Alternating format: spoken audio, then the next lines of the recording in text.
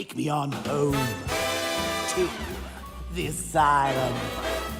Never alone in the asylum.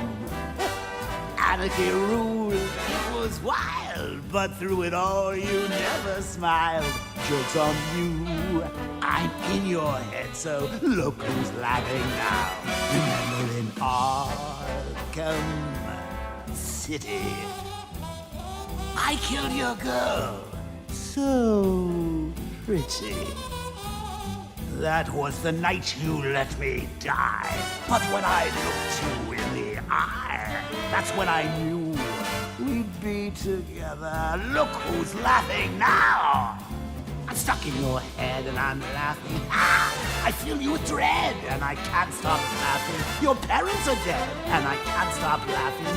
What else can I do? Now I'm part of you. I am the clown, prince of crime.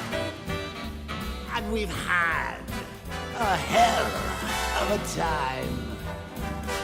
You're part of me, I'm part of you. And now there's nothing left to do. I just can't wait till I'm in control. Who'll be laughing then? I drove you round the bend and I'm laughing.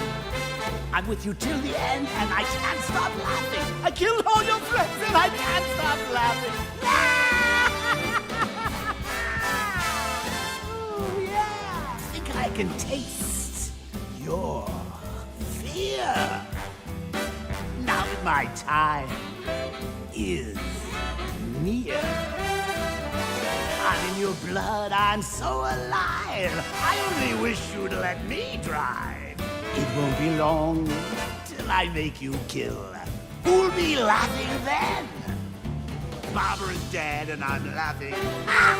Jason Todd's dead and I can't stop laughing. I'm even dead and I can't stop laughing. What else can I do? Now I'm part of you. I drove you round the bend and I'm laughing. I'm with you till the end and I can't stop laughing. I killed all your friends and I can't stop laughing. I'm cock-a-doodle-doo. All because of you. I'm stuck in your head and I'm laughing. I fill you with dread and I can't stop laughing. Your parents are dead and I can't stop laughing.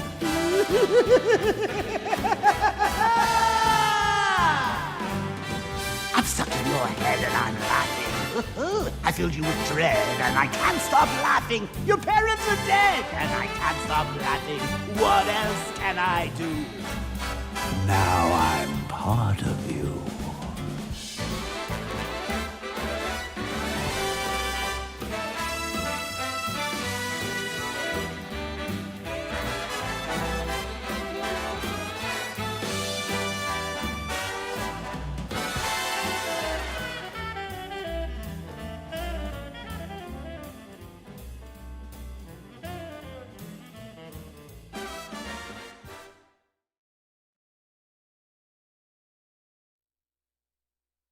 You chose to broke the law. Live with the consequences.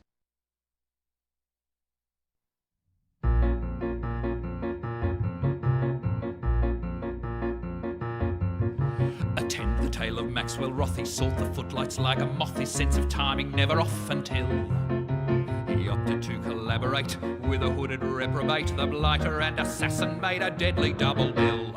Jokes, jokes, jokes, make 'em laugh until they choke, fairly slay 'em in the aisles, maidens fair and princes charming. Thrills, thrills, thrills, dashing feats and bloody spills, and I guarantee you'll never see the ending coming.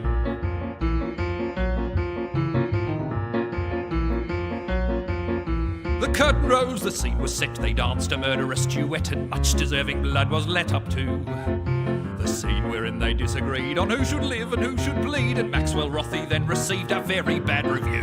Jokes, jokes, jokes, and there's daggers and there's cloaks, but behind the scenes the leading players differ on the plot. Laugh, laugh, laugh at the dandy's new red scarf. Now 8 shows a week to Beelzebub is his eternal lot.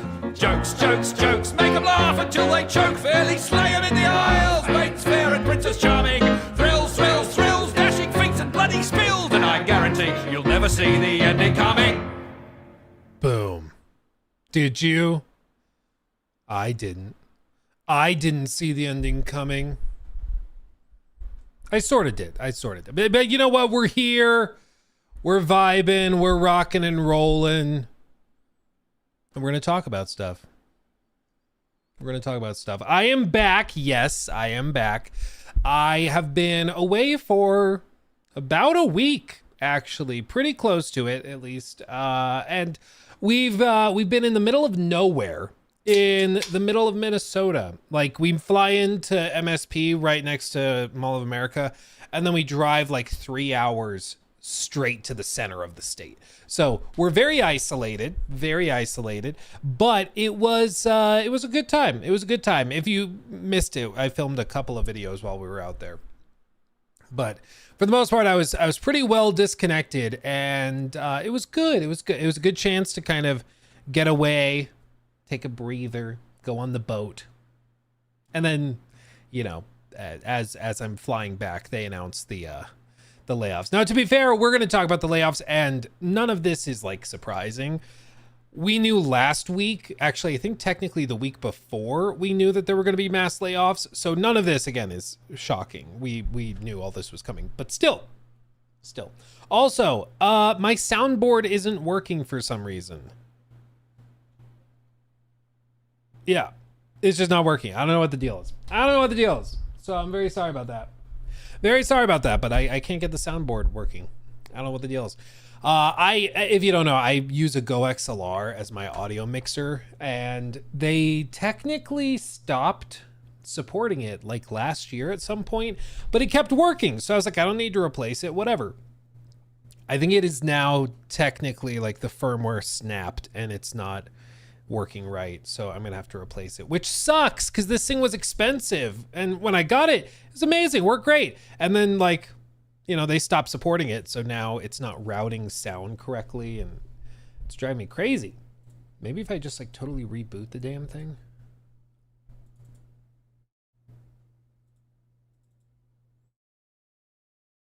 Maybe there, at least now I can't really hear anything, but maybe now. Shout out to the chess club. Now that's working. So I don't know what's happening. It's all broken. It's all terrible. Let's see. Okay, now that that's actually sort of functioning, let me do this. But yeah, we've got a lot of random stuff that we're going to talk about today. It's going to be, I was going to say fun time, but probably not that fun. Just being real. So we'll make the most best of it and figure it out and go from there. Okay. F's in the chat for Perfect Dark. Yeah, dude. Like, and there's, what was the other one that the MMO project from ZeniMax that's been in the works for like 7-8 years. That's dead too. Like, that's gone. Rare's project is gone. Oh crap, what's their name?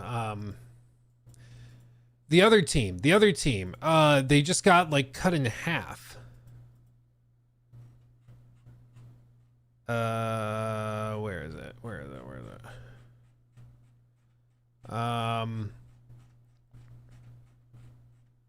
I lost it. Okay, apparently. Oh wait, no, here it is. Yeah, turn 10. That's it. Turn 10. Yeah, they just got like 50% of their staff laid off, which is also insane. Many Xbox subsidiaries are hit by the layoffs this morning, including Call of Duty studios such as Raven, big cuts at Forza Motorsport, developer turned 10, nearly 50% of staff. Like half the company. Jesus, dude. Like, what is going on? Like, again, we'll talk about it, because again, like, none of this, unfortunately, is that shocking. This is kind of just Xbox and Microsoft being Microsoft, but still sucks, you know. Just because we saw it coming doesn't mean that it sucks any less, you know. Yeah, they did motorsports. Yeah. Perfectly balanced. Yeah, I mean, I forgot about the Joe Raptor thing. Now I can't tell if it's like actually routing. I don't know what's happening anymore, dude. The sound, I'm sorry, the sound is busted today. I will read it out. Richard Cheese, the Richard Cheese. He's here. Thank you for becoming a member. Samuel James, thank you for the 5. Favorite type of corn. Yeah, if you guys don't know, when I was in Minnesota, at one point, this isn't this year, it was like last year or 2 years ago, I don't remember, but there was a time where we're sitting around like a fire at like a party thing they were throwing, and all of these like hardcore blue collar worker dudes, you know, their hands are nothing but calluses, worked way harder than I ever have or will, and they're sitting around the campfire just chatting about stuff, and I was like, I'm gonna get in there, we're gonna talk, I'm gonna get familiar. And I walk up, and I kid you not, like they're having a conversation on their favorite breeds of corn. And I know this is going to come as a shock to you guys. I have nothing to contribute to that conversation. Like, I didn't know there were different kinds of corn. Like, I guess technically, yeah, there's going to be like the different colors of corn. I've seen those, or like, you know, maybe different sizes. It's like the organic and then the big ones. But I never thought people like in their free time would be chatting about their favorite type of corn to plant and grow. I had no idea, but that's just what they did, you know? It's the most rural Midwestern thing ever. Literally, yeah. And it was like interesting, but I have nothing to contribute to that. And the other piece of it, and this is, you know, they're incredibly nice people. The Midwestern, like rural crowd is very, very nice people, but they have like less than zero interest in like what I do. They see it as like sort of a made up career, but also like a city boy kind of job. Like they're not interested in talking about it. They don't have questions. That like if you have a conversation with them about work, quote unquote, you'll talk to them for an hour about their favorite kind of corn, and then they will turn to you and just be like, okay, yep.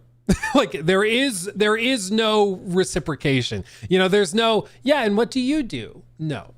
They're like, oh, I know what you do and I'm not interested. So they just don't ask. Which on the one hand I can appreciate, because they're just like, they're not beating around the bush. They're not like trying to schmooze you or anything. You know exactly what they think and where they're at.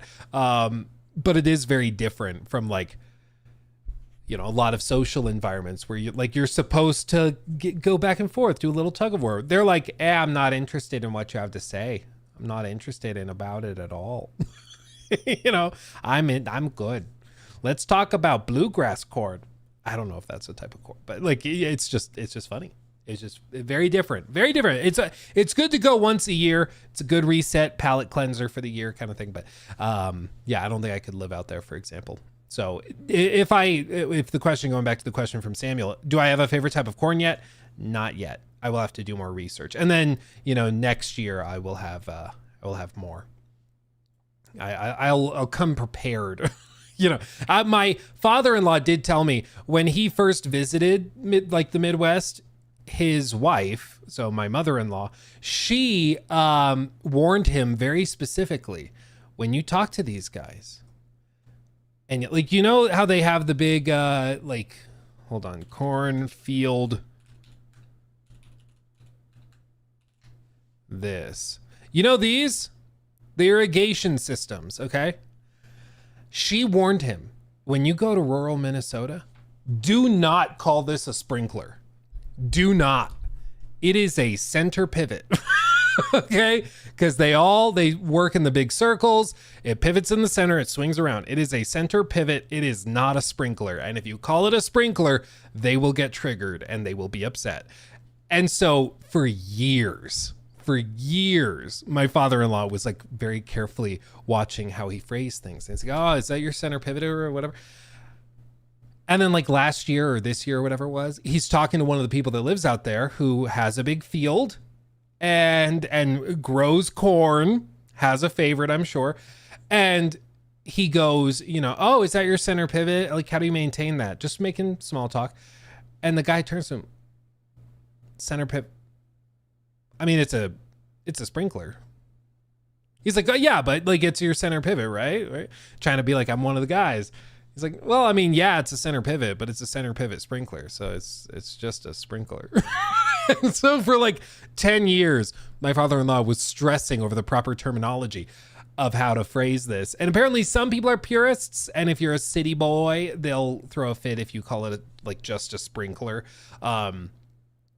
But you know, maybe it's the same thing. Like if a grandparent calls like your gaming PC a gaming console, it's like, I'm not really, but okay. Like if I want to throw a fit, I'll throw a fit. But yeah, it was just, it's very different. It's very different, but it's good again to get out there, be in the middle of literal nowhere and just hang, you know, just exist. Caleb, thank you for the very freakishly generous $50 super chat. Thank you. Hey, Luke. Hey, it's late, so I'm going to be turning into bed. Hope you had a great trip. Hope the plane served peanuts. It did not. It did not. They did have like these little biscotti. They were good. They were good. And had some good drinks. I did. We made pina coladas, which I recognize is a weird thing to make when you're in the middle of rural Minnesota. But hey, it's when you're on vacation, you gotta have pina colada. That's what I'm saying. Similar to how Mr. Me had some nuts and a beer resting on the back of that big girl when he popped his cherry. Yep. It's very similar to that. I didn't read the whole message until then, and I should have known. So there you go. There you go. Jesus Christ. Thank you. Yeah, thank you. I hate it. Thank you. Yeah, it's very similar to that, though. You're right, Caleb. You're very right. Yes. You're very right. Thank you again. Very generous.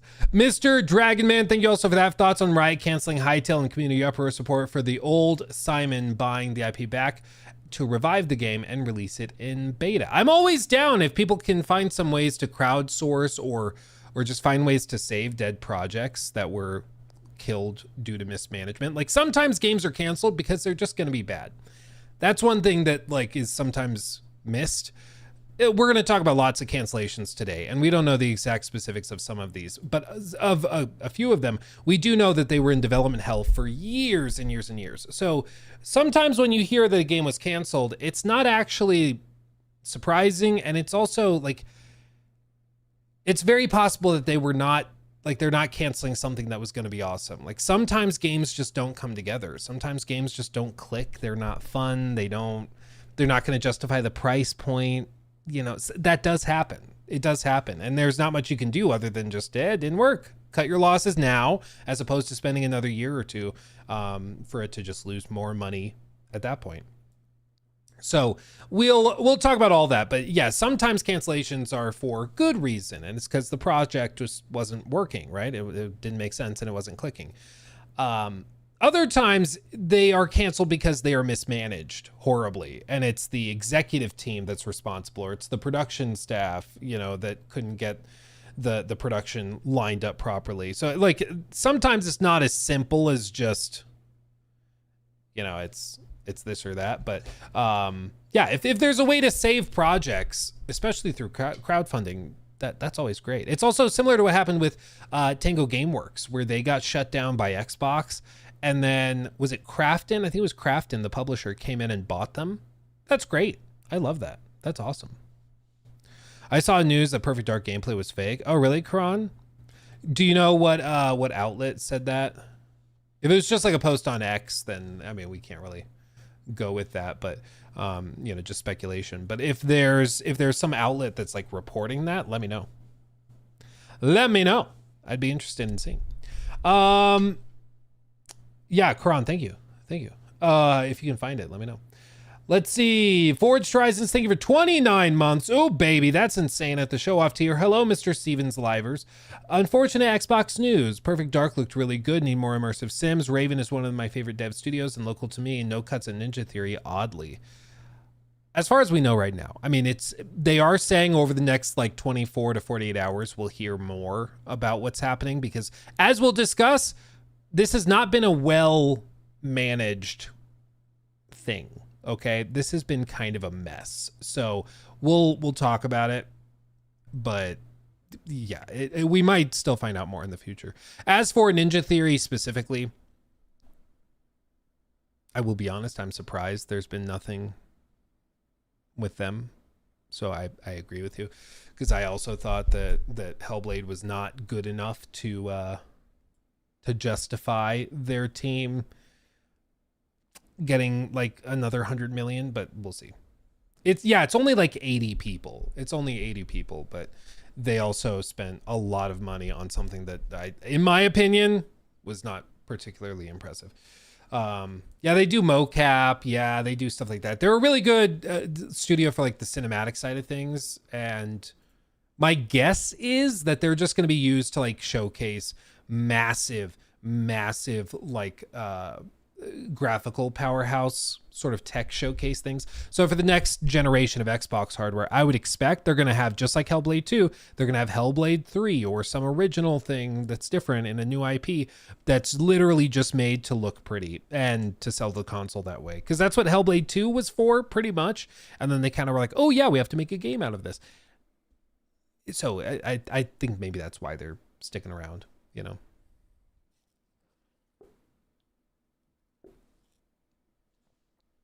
I feel Beyond Good and Evil 2 is probably canceled.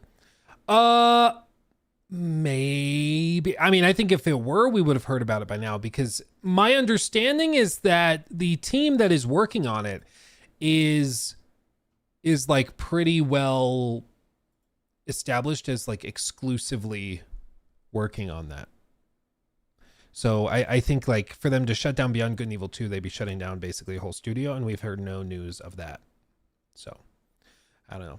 In more positive news, Stop Killing Games is close to 900K. Yeah, dude, so on stream, like whatever that was last week, Wednesday, something like that, there was the initial wave of all the Stop Killing Games stuff going down.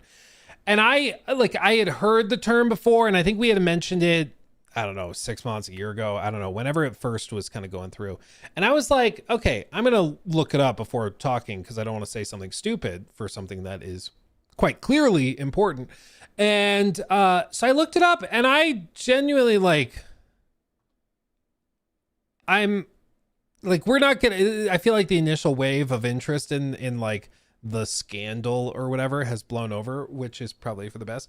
But I genuinely like I find it so baffling that this has become such like a hot topic. Like, it's like, yeah, is the verbiage in their like petition ready for like legal implementation? Probably not. No. It's a freaking petition, okay? Just because one word needs to be swapped, or you think that, this isn't as precise as it could be, that doesn't mean that you should throw the baby out with the bathwater, you know? Like, I genuinely am like, it's the most well actually kind of thing to be against. It's just so dumb. I'm like, and okay, well, I'll get riled up if I get too into it, but I like all of these rules for digital ownership that have been established and the way things are, where you buy something and you don't really own it, you just kind of sit on it, and they can take it whenever they feel like it. They don't have to have like land support. They don't have to have anything like that. They can just shut down service and end a game whenever they want. Like, that is that way because that's how like the big companies built it. Like, because that's easier for them. Doesn't mean it has to be that way. You know, like, it doesn't have to be that way. It's like, you can change things for the better. And what I also don't understand is that, you know, there's consumer advocacy and then there's like industry advocacy. And the goal of both is to advocate for their sides as completely as they can. And then you meet somewhere in the middle, hopefully in a way that makes everybody happy, because both sides are doing tug of war and you end up somewhere in the middle where everybody gets what they want. And so, you know, for me, yes, I would advocate for when I buy something, I own it and I keep it, and you don't get to take it from me. Call me crazy. Okay. Like, when I buy a video game, I think I should own that video game. Whether it's just like holding the executable files, I don't need to have an online connection, whatever. Like, I think I should own that thing because I bought you, I gave you the money for it. I understand right now it's licensing. My statement is that I don't think it should be. I think it should be ownership. That's what I would like to shift and change, you know? But I don't know, man. It's just, I think with a lot of this, like the people, and we all know who, the people that got really, I don't even know what to call it, but tried to be like the smartest person in the room with the topic. It just came off as like we're really like stretching and just trying to find a way to be technically correct and for everybody else to be stupider than me. And it's like, no, man. It's just, we all understand the verbiage could be tighter. The verbiage could be more precise and accurate. I agree. And I think the petitioners agree too. It's a petition, okay? Like they're not saying, yep, just copy and paste this into a bill and then we'll pass it. Like that. No, that's a step that comes after the fact. But the spirit of the petition is what's being discussed. And I think that that's what everybody is supporting, because shocker, people who buy things want to own them. And you shouldn't tolerate companies taking it from you because they have decided they can't. You know, like there really has been no big landmark case in, as far as I'm aware, at least in the US. Maybe in the EU there's been more, but in the US there hasn't really been a big landmark suit or anything to settle the disputes over like full digital ownership. Especially in the case of like video games specifically. There's been some lawsuits with regards to like music, and purchasing music versus purchasing, games. But even like back in the day, I remember there was that initial wave when iTunes launched, but they allowed you to download MP3s directly. So you're able to download the MP3 of the song you bought for 69 cents or 99 cents, whatever it was. So you could actually physically download the MP3, put it on a like hard drive and keep it there. Like you own that thing. And that was a great way to do it. but with streaming stuff and everything moving towards being not local, but being on the cloud, they feel like they can instead just lease everything to you. And that's not good. If you're a consumer, if you're a customer, if you're on this side of the aisle, you shouldn't, I don't think, be okay with that. It's just, man. Shout out 999 viewers. Holla. Let's see. Karan, thank you for that. Perfect Dark gameplay was probably fake. Report from Kotaku editor, but seems very trust me bro reporting. Okay. I mean, we can mention it. The sizzle reel looked awesome. Someone at the time told me it was basically fake. This was a joint project from Crystal Dynamics, a studio that's also struggling with Tomb Raider. And this was American Truck Songs, and this is one of the senior reporter for Kotaku. So somebody told him at the time, he says, that the gameplay was fake. So I'll put that in our stack of tidbits. There we go. Because that's interesting. Okay. Should we get into this? I mean, it's not going to be super fun to talk about, but I feel like we should talk about it. You ready? You ready? Close this. Okay. Thank you, Karan, again. Thank you. Okay. And then lastly, let me blast through these real quick. Pavi, thank you for the 7 Canadian dollar dues. I love your channel, love your critiques. Was wondering if you would start streaming / doing full walkthroughs. I would love watching you play games. It's something we've talked about doing. The big tricky thing right now is that like a lot of the stuff we do videos on, we have to do coverage on prior to their launch. So like if I'm reviewing Expedition 33, obviously I can't stream that. So I feel like the moment where we make that pivot for me to do Let's Plays and walkthroughs will be the time where I'm going to have to basically step back from doing day one reviews of games. So it's just a trade-off. Because like if I wanted to just stream my full playthrough of Expedition 33, I could do that. I just have to wait till launch. And then there's no day one review, right? So like it would just be trading one thing for another. Which, I mean, as of right now, we've stuck with the reviews because people like the reviews. But if more people wanted to do walkthrough streams and stuff, I'd be down with that. I would love to stream gameplay and stuff, but it is tricky, It is tricky. And then Will, thank you for 11 months. Ooh, we're almost there. Luke, did you see the GameSpot article about the dev cost of Battlefield 6 and dev burnout? I did not. Hit her. I did not, Will. I've not seen that. You should link it in the Discord, and then I can pull that up. That's good. You can just play older games. Yes, we definitely could go through some older stuff. The tricky thing is just it takes time. And if we're in a review period, the other tricky bit is like, this isn't happening right now, but okay, let's rewind the clocks like a month. Let's say I was reviewing Death Stranding 2. I have to get through like an 80-hour game when I'm not streaming. And so to find like another 20, 30 hours in a week to stream a separate game gets a little tricky. So I think like for me to start doing more walkthroughs and plays or let's plays, it would just mean moving away from the reviews, which honestly would be less pressure, and then just going more streamer oriented, which would be fine. It would be totally fine, but it would just be that transition, you know, that shift. Okay. And then also shout out to Pele over on Twitch. Thank you for 7 months. Ooh, baby. Thank you. Arthur. Thank you for the sub with Prime. Thank you. And Blondie 1883. Thank you for the sub over on Twitch. Thank you. Thank you. And Pavi, also thank you. That makes so much sense. I'm just greedy. Oh, you're fine, baby. Baby darling. Yeah, no, I will say this live channel has surpassed all expectations, and it just keeps getting better thanks to you guys. So I'm sure we're just going to continue doubling down on it. So buckle up, more content. That being said, let's get into it. You ready? This, like I said, it's not gonna be super fun. News, what the? Oh, okay. This has nothing to do with it. I just saw this as the subtitle.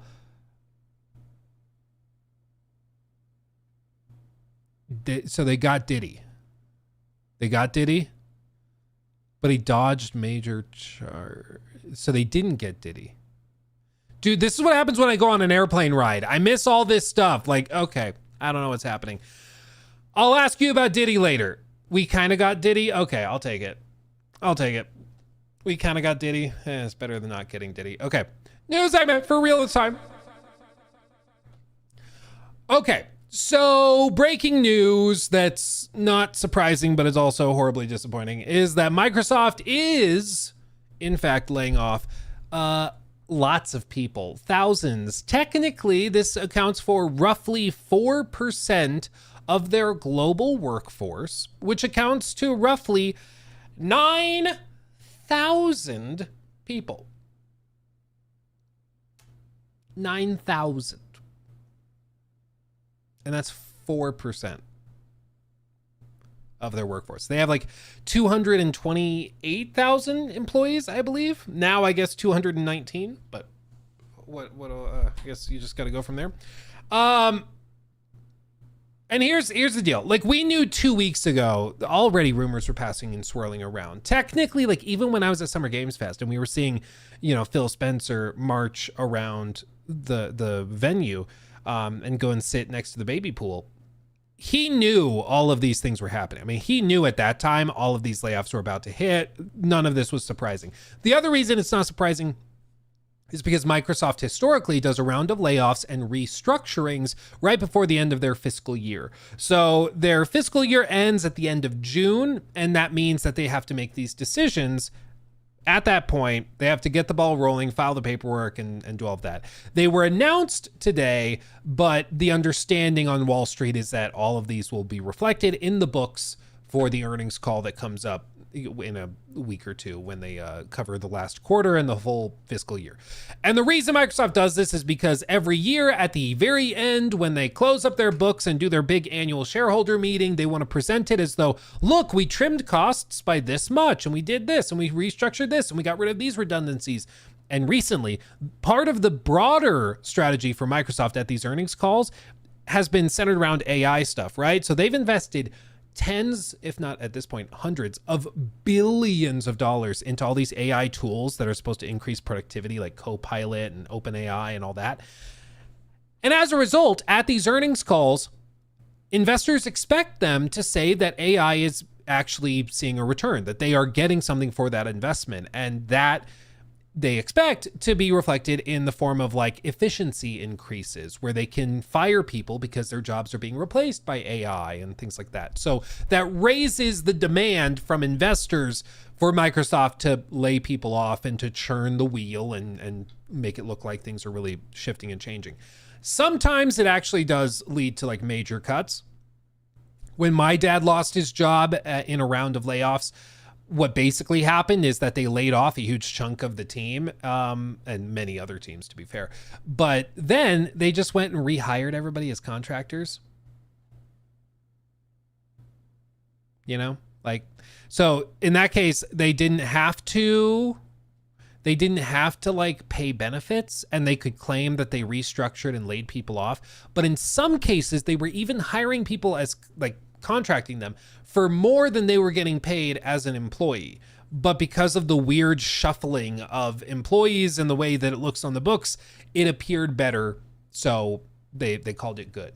And, this is the other piece of this before we get into the specifics of what's happening with all of this, is that, Microsoft at this point is a $3.6 trillion company. And people will, they'll Google the stock ticker, they'll go year to date, or they'll go 5 years or something. They'll be like, look, line go up. This is shocking. This is shocking. They're laying people off despite just recently hitting all-time highs in terms of stock price. Yeah. The reason that they have recently hit all-time highs in stock price is because investors priced in layoffs like this, and they expect it.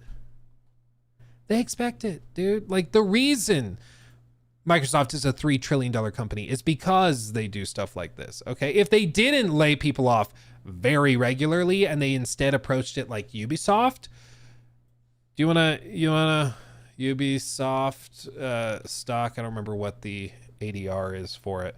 This is a 1/5 ordinary share ADR. I don't want that.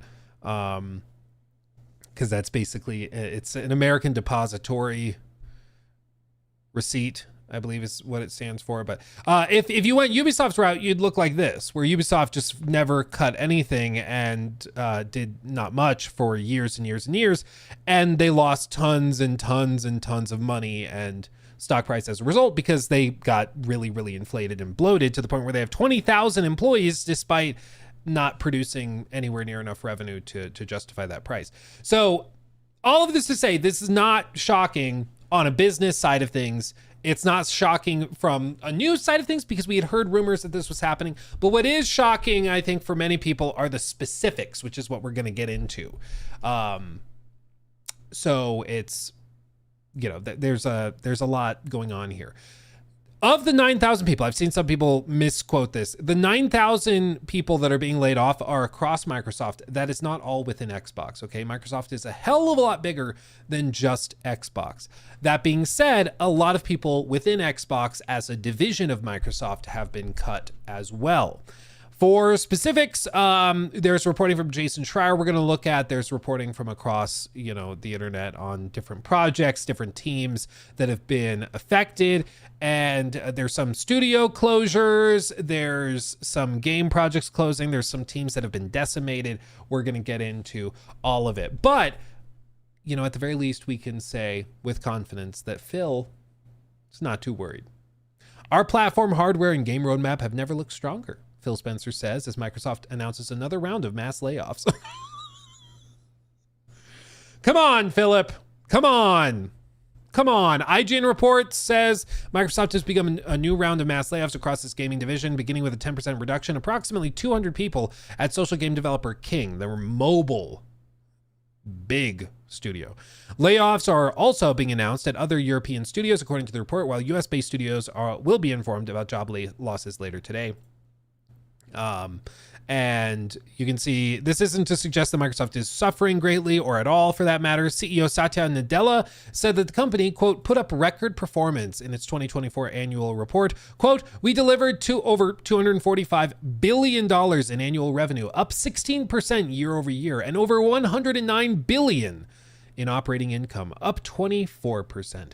And again, people are like, this is shocking. How are they saying this while also cutting people? And again, They're reporting this, and this excites people because they're willing to cut so many people. Like, part of the reason that this number is gone up 24%, this number's gone up 16%, is because as part of all of this, they're counting off all the cuts that they've made as part of this to make that number bigger. You know, it's like, it's all tied together, man. Like, none of this is separate out. Like, they still would be making ridiculous money if they kept everybody that's lost their job today. They'd keep all of this. You know, they still make crazy, crazy money, but again, all of the stock market is about make number go up, make number bigger. And that's what they do. And they are good at it. But there's a reason that there's this stereotype of like big corporations being soulless and like kind of sociopathic. And it's because it kind of is. Like, there is no consideration for feelings or humanity. You know, like that gets in the way of business, my friends. We don't do that. We don't do that. What frustrates me, frankly, more than, because like, take a shot. Luke has a degree in corporate finance. As somebody that has a degree in corporate finance, I understand all of this to a painful degree. Like, if I were not doing YouTube stuff, I would probably have to work in a finance team at one of these big companies, working on pricing out like these types of layoffs and stuff. It's what I studied. So I get it more than most, right? I understand it. That being said, I just personally, I can't stand the corporate double talk of like, yeah, we are poised to be the most successful company ever. Also, you're all fired. Like, I just can't stand that, dude. Like, these like talk outside both sides of our mouth thing drives me crazy.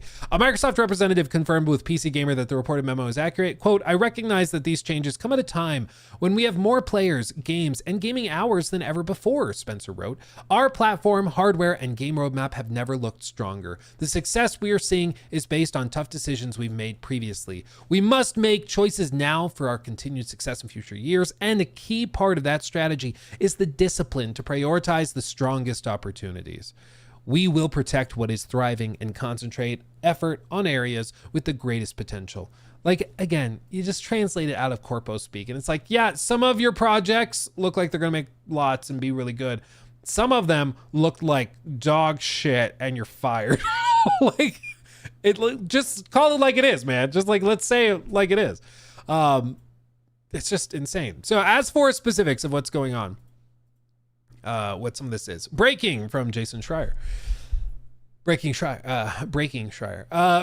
the new MMORPG project from ZeniMax Online Studios, maker of The Elder Scrolls Online, has been canceled as part of the Xbox layoffs, sources tell Bloomberg.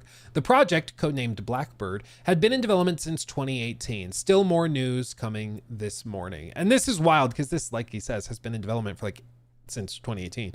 So for 7 going on 8 years. And this is something we've looked at occasionally because for a while people thought maybe this was going to be like a Fallout MMO, more what like they really wanted Fallout 76 to be initially in the early stages, but then it's pretty clear it was going to be something totally different. And so we've been following it, but they also have been hiring like crazy for it for a long time. Like a long time. And now they're just walking away from it. They're just canning it, shutting it down, just walking away, calling it good, calling it quits. Also, Rare's upcoming game, not so much anymore, Everwild, has also been canceled. Everwild, an in-development action-adventure game from Rare, has been canceled. This has been confirmed by 2 different people. As of writing, it's unknown exactly how many people at Rare are set to lose their jobs. However, sources inside tell Insider Gaming that, as with a number of Xbox studios, the changes are quote-unquote significant.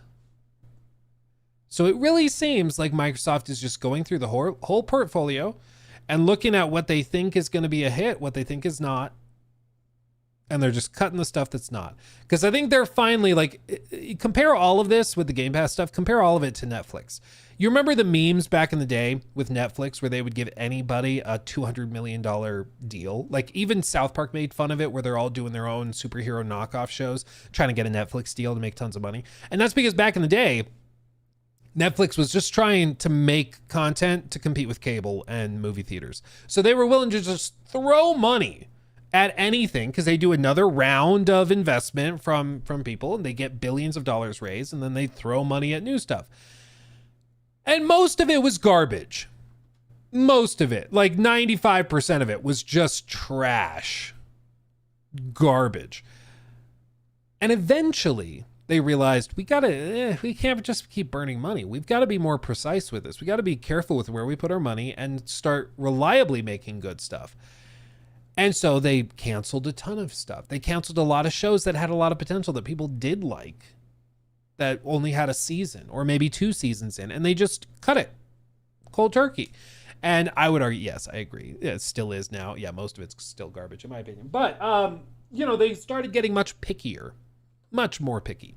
And it's similar to like Disney Plus and Hulu and Amazon Prime. Like they all kind of got to this point with the subscription model where, okay, we've gone through the like growth phase, but now we need to get to sustainability and profitability.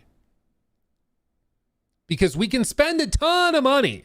We can spend a ton of money. You know what I need. You know what I need. You know. MS Paint. We can spend initially, like if this is our initial spend, we can spend a ton of money. Just all in the red. Just a ton of cash to get subscribers. And that may start, like this. And we might start to get there, but it'll never pay for all of the garbage that you're pumping out because it's insane. And then eventually membership will kind of plateau. It might go down some months, might go back up, but it'll probably look like this in the long term, right? So eventually they have to hit the point where they're willing to cut stuff so that they can get costs lower so that they can enjoy all of this as profit. And that's where Xbox is right now. I think Xbox is like right here, where they are spending so much freaking money on so many games, but I don't think they can afford to just have all of these tiny like little projects people finish in a weekend that cost $100 million or $150 million. I don't think they can justify it. I think what they want to do is they want some of the big ticket items that get people to sign up. They want the Indiana Joneses. They want Elder Scrolls 6. They want Doom. They want those games that generate a lot of talk. I don't think they want a lot of like South of Midnights, which I think is why they kind of tossed that game out and then moved on.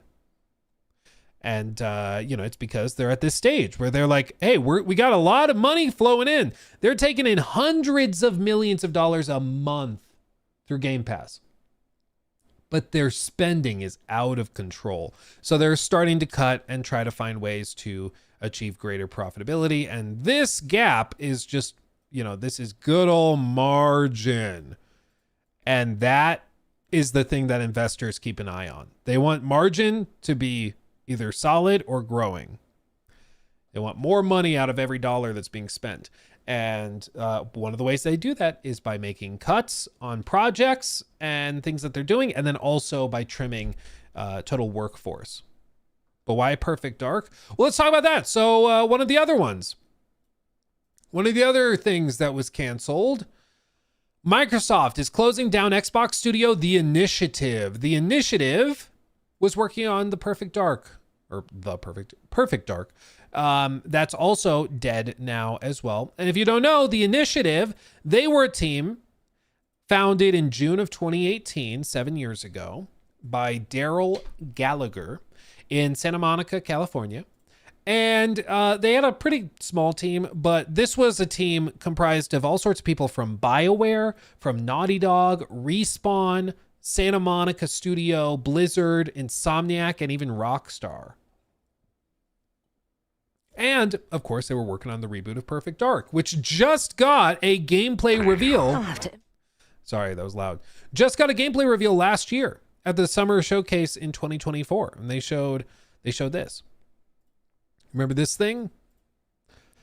Now, shout out to Karan on Twitch. He found a statement on Blue Sky from an editor over at Kotaku. I know, lol, cringe Kotaku. But this guy has had reports before and said the Perfect Dark sizzle reel at last year's Xbox Showcase looked awesome. But someone at the time also told me it was basically fake. It was a joint project between Crystal Dynamics, a studio struggle with Tomb Raider as well. And so the allegation is from that guy who has done significant reporting in the past. He's saying that a source at the time told him that this was basically a fake trailer. This wasn't something that was like running in the game. This wasn't a vertical slice or anything. This was basically something created to showcase for the showcase itself and justify the studio's existence. But even then, like at the time, I thought it looked fine. Like, I don't think it looks particularly amazing. It looks kind of like a PS4 era game graphically in terms of gameplay. I'm not seeing anything that's like really shocking or crazy. But it could have materialized into something really cool. It could have, materialized into something cool. I don't know. I feel like we're not getting the full picture based on this snippet. And that's why there might be something to that reporting that, this was not a totally legitimate piece of the game. So make of that what you will. As for what happens to it, I mean, this is what we mentioned before we started the segment. Sometimes games are cut and canceled because, they've been mismanaged. Sometimes they're cut and canceled because it's a managerial fault. The budget got out of control. It's not going to make back its money. Kind of like The Last of Us Online. It might be really fun. It might be really cool. It might be beautiful, whatever. But if it's not going to make money, it just doesn't make sense to put it out there, right? So you cut your losses before you lose more and move on. But like sometimes games are also canceled because they're just not coming together. That happens too. And, it's easy for us on the outside to be like, oh, did you hear they canceled this game I was excited for? Yeah, but that doesn't necessarily mean it was going to be the game you wanted. Like if we never saw Suicide Squad kill the Justice League, just imagine we never saw a trailer. And then a year or two before the launch, so let's say like 2021, 2022, let's say I guess it would have been 23, 22. But anyway, let's say at that point they reveal, oh, Rocksteady, the guys behind Arkham Knight, they just canceled their next game on the Suicide Squad. We probably would be upset. We'd be like, what? They made Arkham Knight and they were making a Suicide Squad game? That sounds cool. If we saw more of the game and found out what it actually was, we probably would not be too sad about it, but it's because you don't know what you don't know. And with this, the fact that this was in development for so long, and even when they showed it, it didn't look particularly amazing. It just kind of looked, it's fine. I think that is a pretty significant problem for them. And if the reporting is real that segments of this or all of it was basically fake and it wasn't real gameplay, it wasn't like a vertical slice or something, that's a problem. And yeah, I'm not shocked that it was canceled after basically a decade. Similarly to like the recent-ish news about the Monolith closure, about the closure of the Black Panther studio with a lot of former Monolith devs. I can't say I'm shocked. Like, you work on a game for 6, 7, 8 years. If it's still not coming together, it's probably never going to come together. Like, that's basically development hell. And at some point, you've got to cut your losses and just move on. So some of these closures suck and are really frustrating. Some of them very well could just be like, they could make sense. They could make sense. We know next to nothing about the ZeniMax project, for example. That ZeniMax project could have been amazing. I would argue if it were going to be amazing and it stood a chance of making them a lot of money, they wouldn't have canceled it. So if they canceled it, it's probably because their internal reviews, their internal processes determined that it wasn't going to be a big hit. So they decided to cut it before they spent even more money on it. Similarly to Everwild, we just don't know much about these games, but typically, awesome, amazing masterpiece games don't get canceled. Even former devs will be like, yeah, we thought it had potential, but it just wasn't clicking. We need more time. The budgets weren't right or what have you. Like sometimes it's not as simple as just like this was going to be game of the year and they canceled it because they hate games. Like, no, if they think that they can make money on it, they'll put it out there. We've seen the slop they're willing to put out. So like if they were willing to release Redfall How bad did some of these have to be to get canceled? You know, it makes you pause and wonder. What's also interesting, though, is that this whole thing seems to have been pretty poorly executed and implemented. Jason also reported, as one illustration of just how sloppy and chaotic today's mass Xbox layoff has been, some employees at ZeniMax Online Studios are now watching their Slack accounts abruptly get locked out. No message from HR, no word on whether they still have a job, just an ominous Slack deactivation.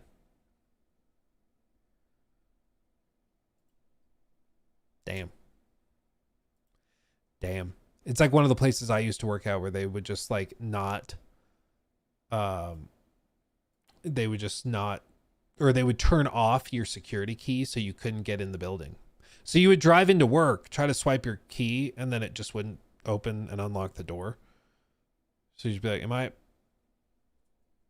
nope, door's locked. Beep, beep, beep, beep, beep. Not working. Am I fired? That's how they would do it. I think that's illegal. I don't think it's illegal if you're a contractor. I think that's how they can get away with it. Yeah. If you're like a genuine employee with like an HR department, yeah, I don't think they can do that. But if you're like a 1099, they're just like, oh yeah, sorry. HR,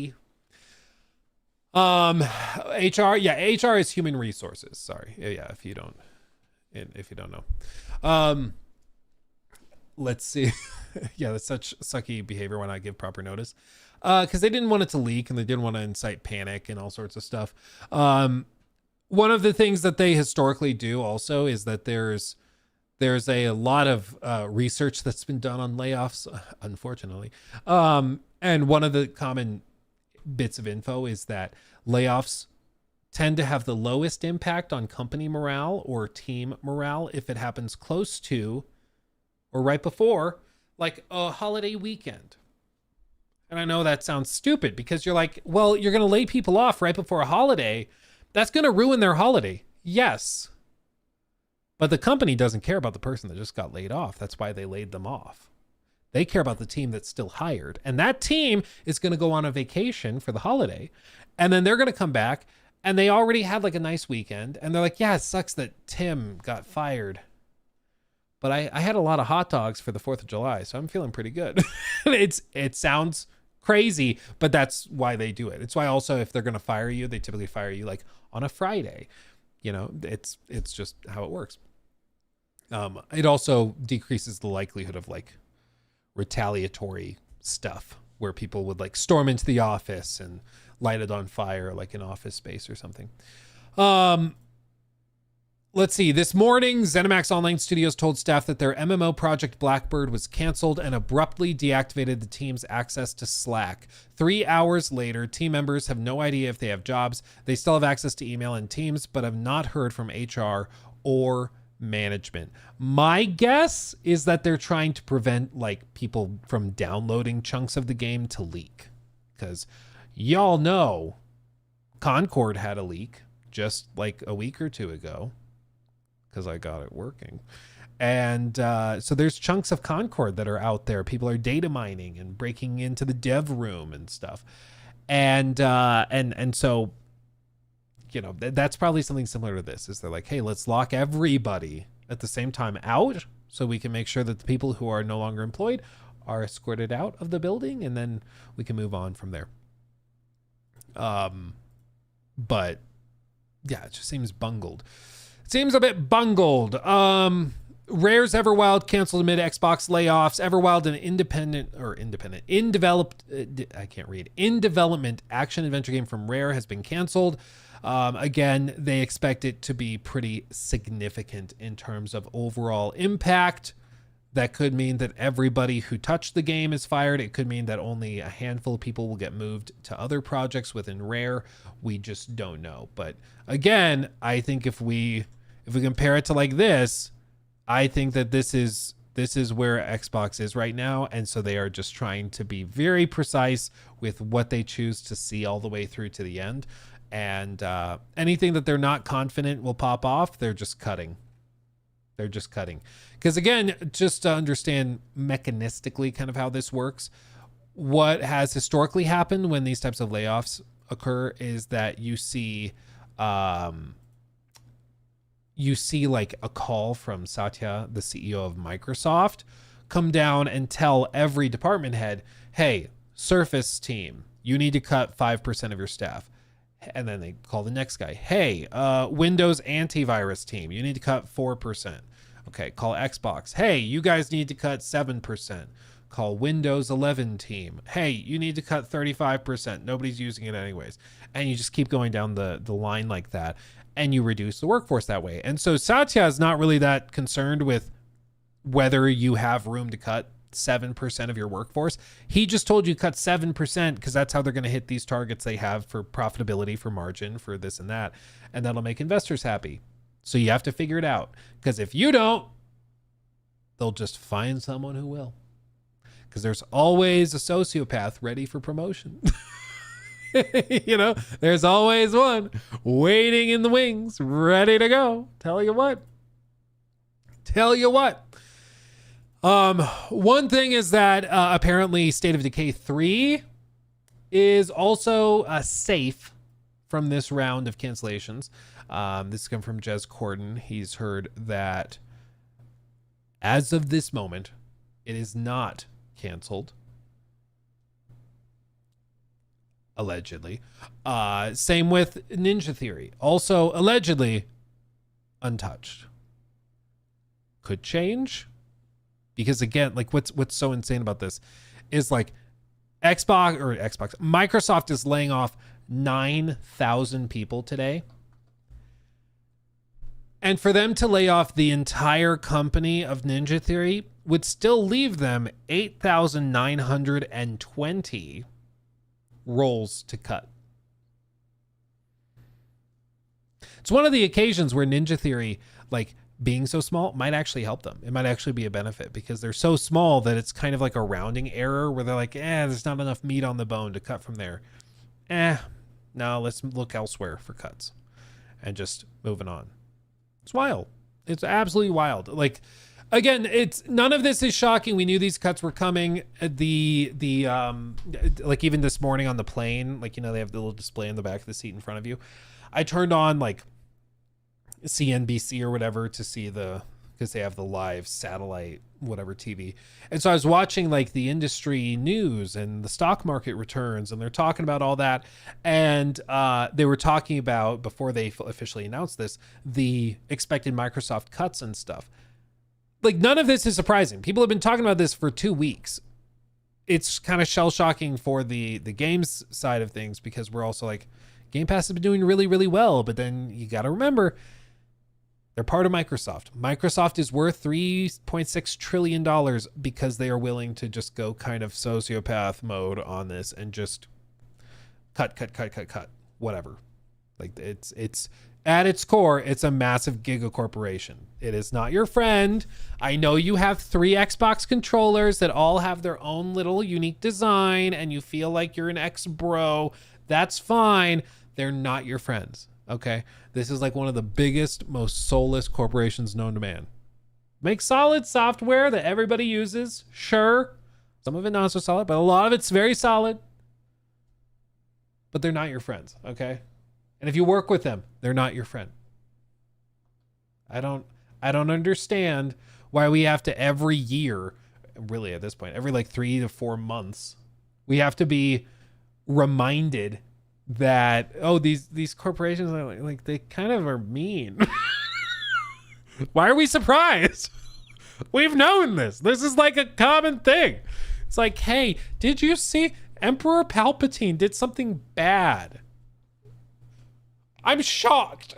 It's like, dude, he's hanging out on a Star Destroyer.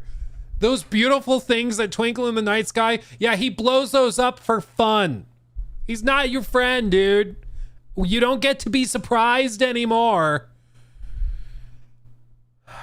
It's just, it is what it is. So aftermath of all of this, because the layoffs are going to keep hitting and keep happening. He probably had his reasons. So aftermath of this is that business will continue on as usual for Microsoft. These layoffs are going to hit. Investors will be happy and pleased. And they're just going to continue chugging along. You know, other studios will keep pumping out games and hope that they perform well, and it'll just be business as usual. Personally, I don't think you can have a really healthy creative environment when things are this cutthroat and toxic. That's my personal opinion, okay? I understand I am not a manager of a $3 trillion company, probably in part because I have this opinion, but I think like you can run a company like that makes windows like a sweatshop, and it functions well enough that you can make billions upon billions of dollars. If you're trying to make little pieces of art that you are then turning into a product to sell to people, I don't think you can work that the same way. I just don't. I think the more corporate and the more soulless these studios turn into just software churning machines, I think they lose what made those studios special, and they just turn into like these big, massive slop mills that we see all over the industry with like mobile games just being pumped out constantly, you know? I think there's a certain amount of creative freedom and comfort and freedom that has to be there in order for you to make unique and interesting things. And so I think that, you know, in the short term they can get away with this, but I think in like 5 to 10 years, if you want like a lot of creative freedom, if you want stability, like you're probably not going to want to go work at a Microsoft like Xbox Studios team. You want to go work somewhere where, you know, the tenure's way higher, because that's also one of the things. Microsoft has pretty high turnover with employees because they want you to like get out. They hire you as a contractor. You leave for a little bit. They rehire you. They churn you out. Contractor. Bring you back in. That's just how they do things. They just keep you on a rolling basis. You know, that's just how they do it. And I don't know if you can do that the same way in a creative field like video games, but we're going to find out. We're going to find out the hard way. Tell you what. Let's see. Let me catch up on these real quick.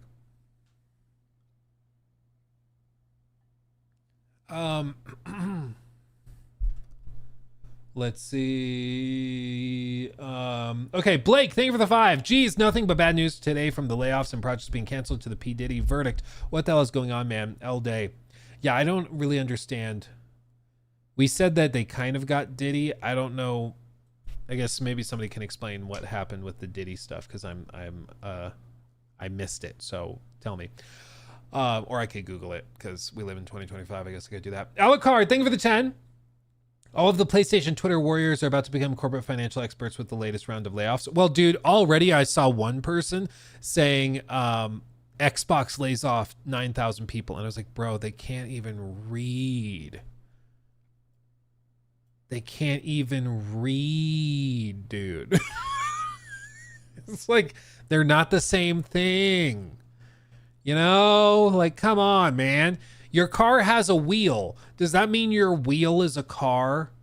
No, dumbass. I can't. This is not that complicated. I feel like a toddler could understand this, but no, apparently not. The Nerdy Giant, thank you for the 10. So, do you think Fable and State of Decay is safe? I heard Perfect Dark was canceled, and that's crazy. It looked like the game was progressing. Yeah, we all kind of thought it was. But, yeah, it looks like Fable's totally fine, and State of Decay is untouched at this point. We'll see. We'll see what happens. Because, again, I guarantee you, next year, late June, there will be more layoffs. This is just what Microsoft does. Again, it's not surprising. This is just what they do. Like, it's more noticeable now in, like, Xbox specifically because they're a much bigger chunk than they used to be within Microsoft's, like, hierarchy. So, of course, when they get an edict from Satya, hey, cut 4% of your staff. That's a lot more people than it used to be because they, as a total, are much bigger. But again, this is all just very, very normal. And this is also kind of like the sucky thing. Just think about it from a management perspective. If you know, let's say you have a team of 100 people, okay? You need 100 people to cut or to make your game. And let's say you know every year, management has you fire like 5 people, like 5% of your total workforce. But you know you need 100 people to make this game. What are you going to do? You're going to hire 105 people. So when the layoffs come, you have 5 people you can afford to get rid of.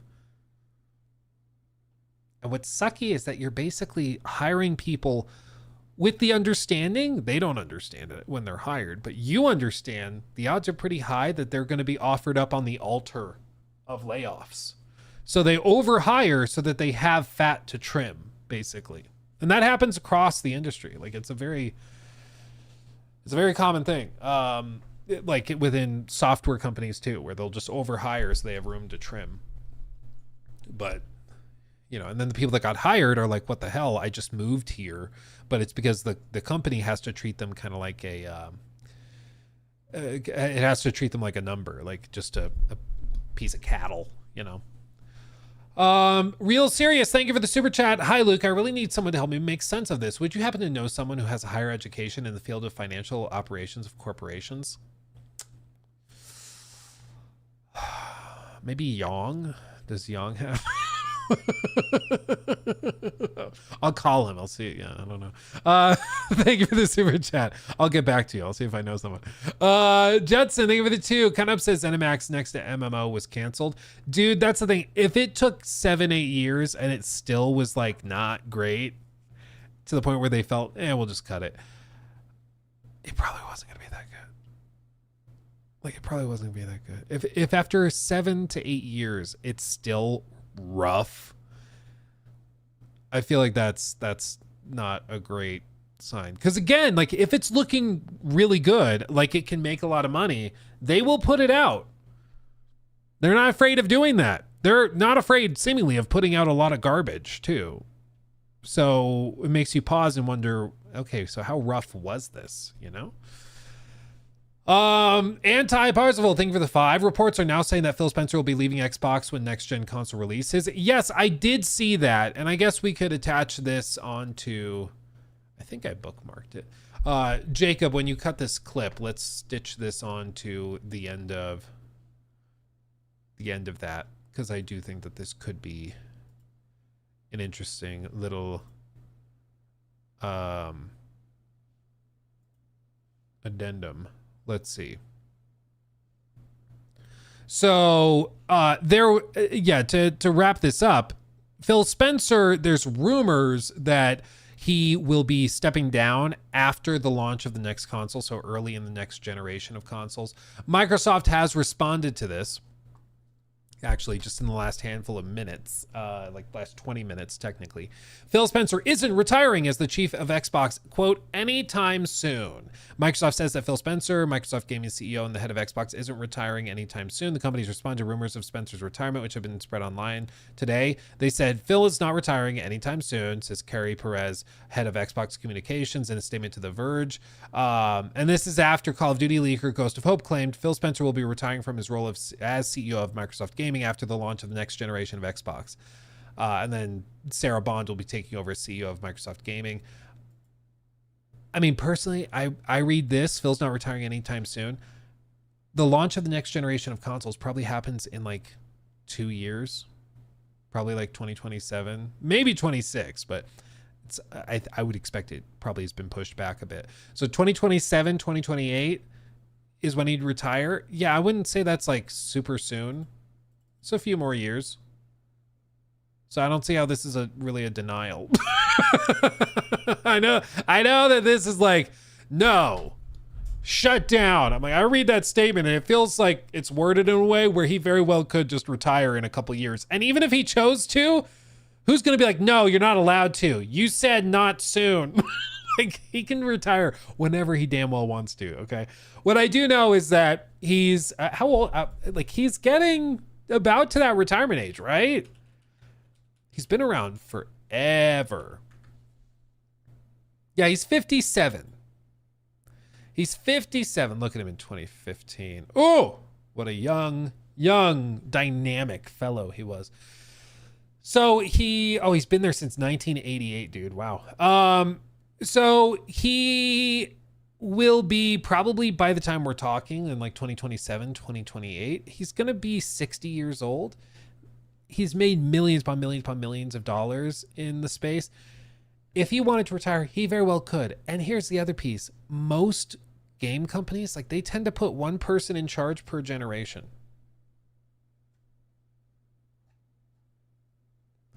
Like, that's very normal. It's very normal. So for him to leave at the end of the next, or really at the end of this generation, wouldn't surprise me. If he's staying through the launch of the next generation of consoles, that wouldn't surprise me. Sarah Bond taking over. I genuinely, and I'm not saying this to be mean, like, I genuinely don't know, like, how Sarah got, like, where she's at. Like, she went to Yale, she went to Harvard. But like, she worked at McKinsey and Co., then to T-Mobile, working as chief of staff to CEO John Legary, the guy with the long hair. And then late senior vice president of corporate strategy and development. And then she joined Xbox and Microsoft in 2017.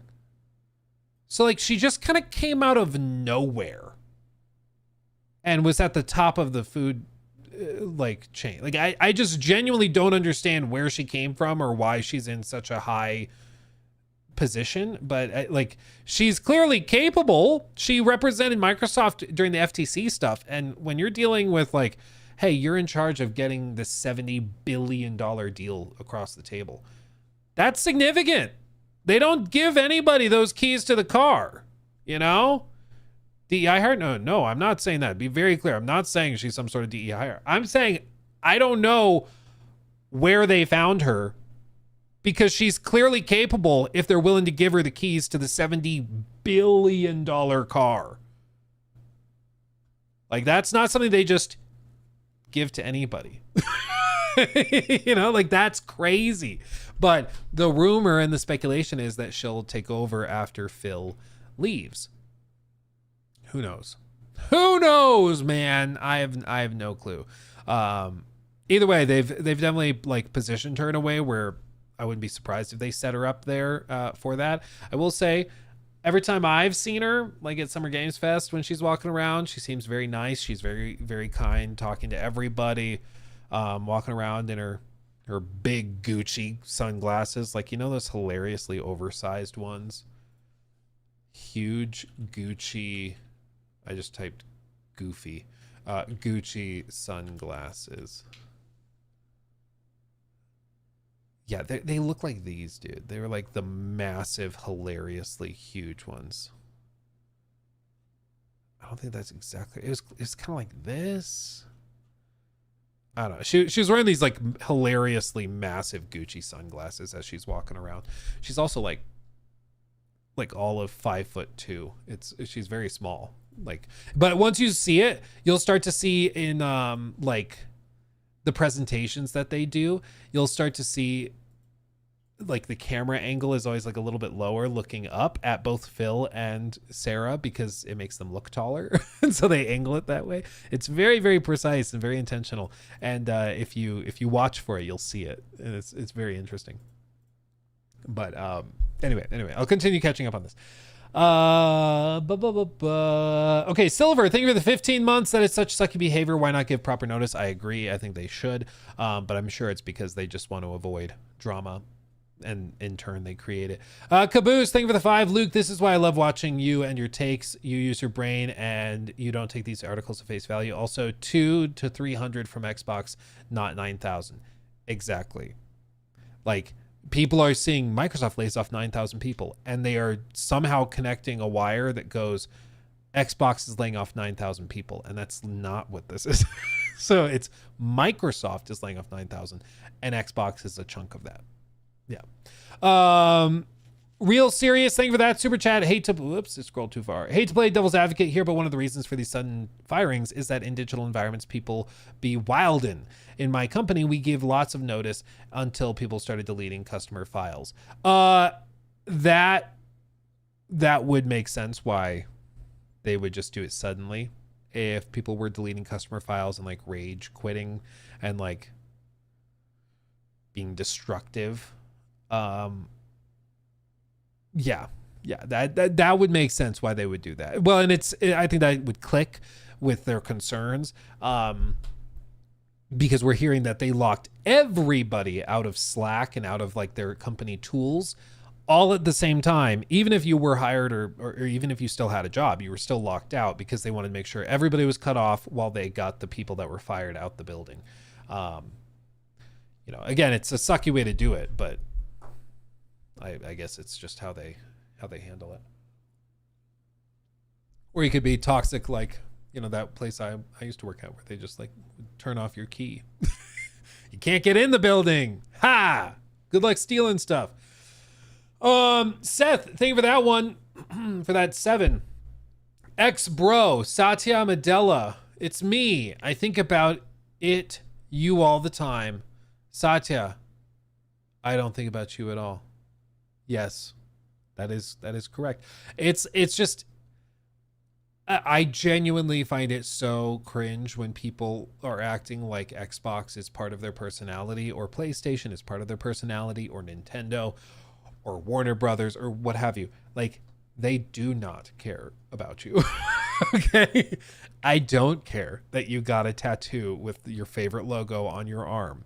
I don't see that and think, wow, he supports his brand.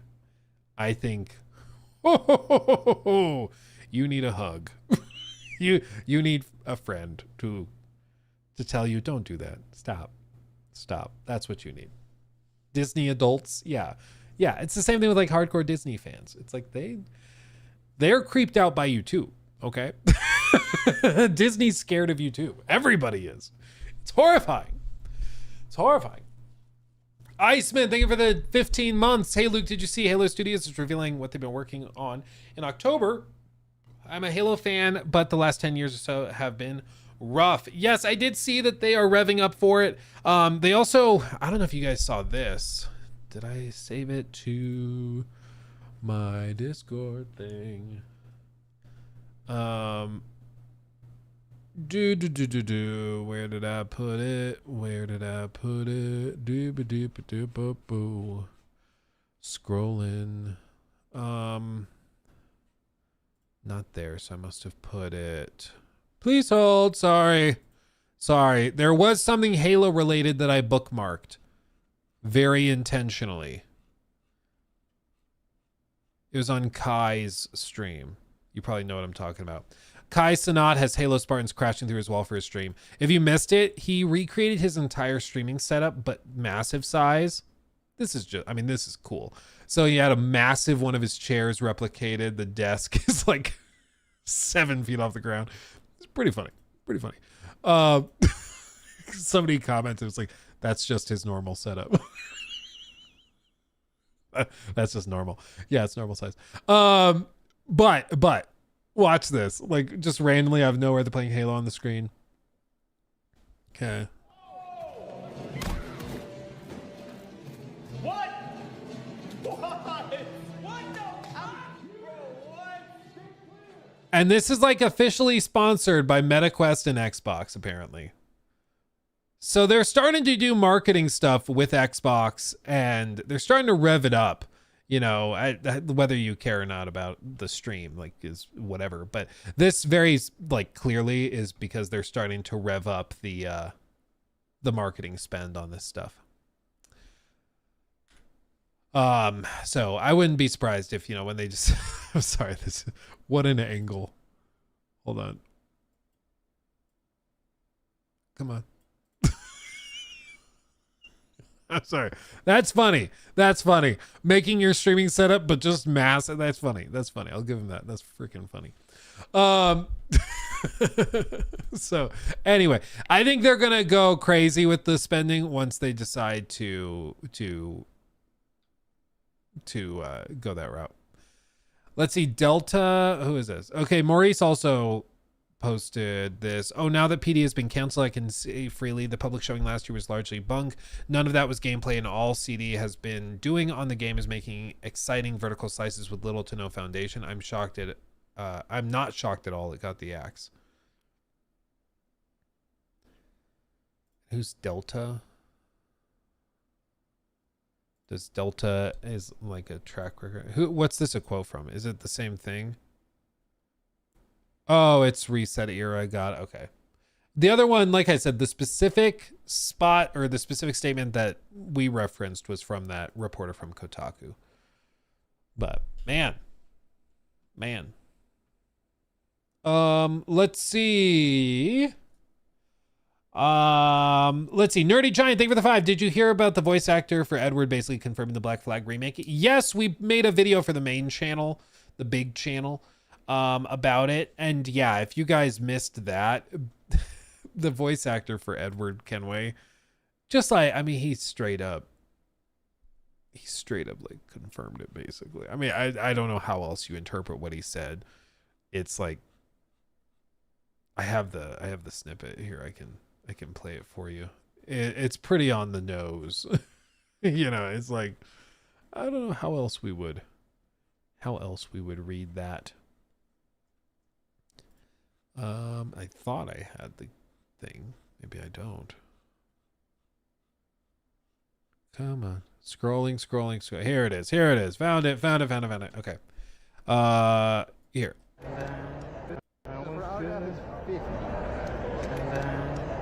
Great, priming them and everything. Right, quote in white. Please? You help make a soldier out of a scoundrel.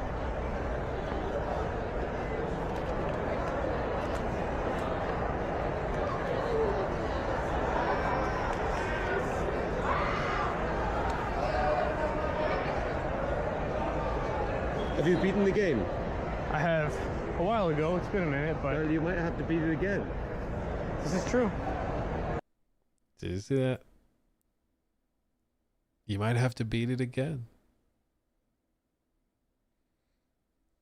You sly dog. You know what you're doing.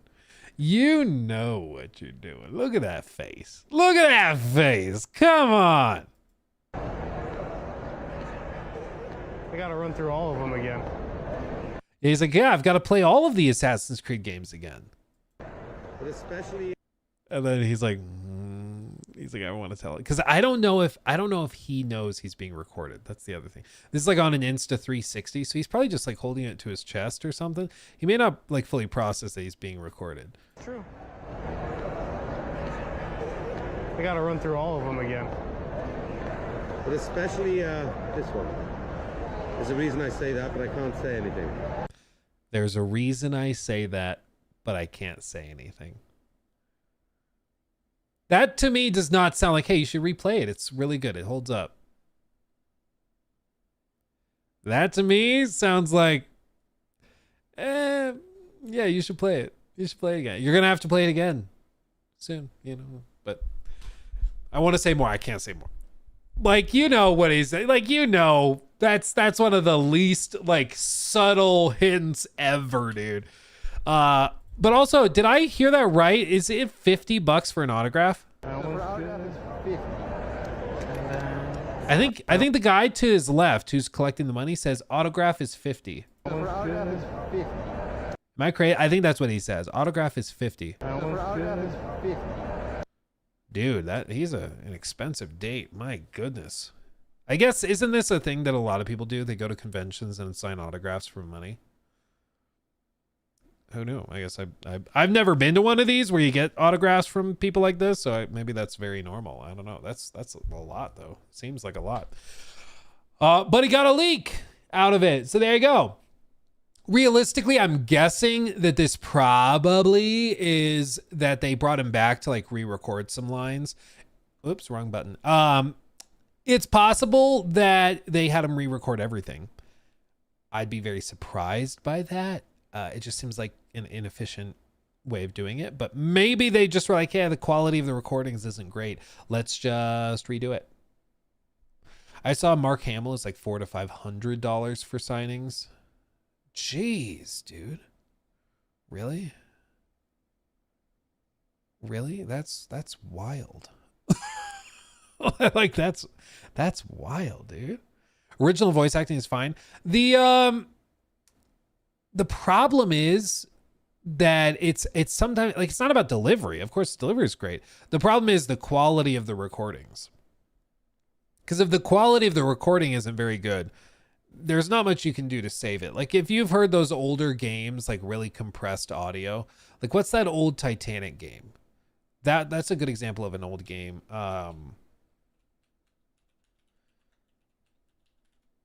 Let's see, mystery game. Oh, also, I didn't realize Trevor clipped the time when Romeo came down. Was it this? Do you guys know the one I'm talking about? The like fake or the hidden mysteries, maybe? Is that it? It wasn't fake, it just wasn't very good.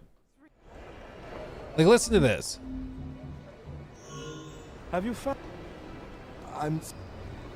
Dude, skipping all the dialogue.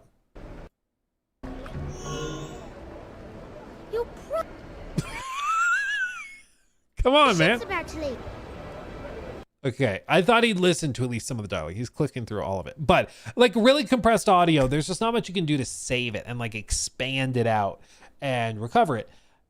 So in some cases it might be better to just re-record it. But I mean, re-recording an entire game, that seems like a bad idea. To me at least. It's crazy.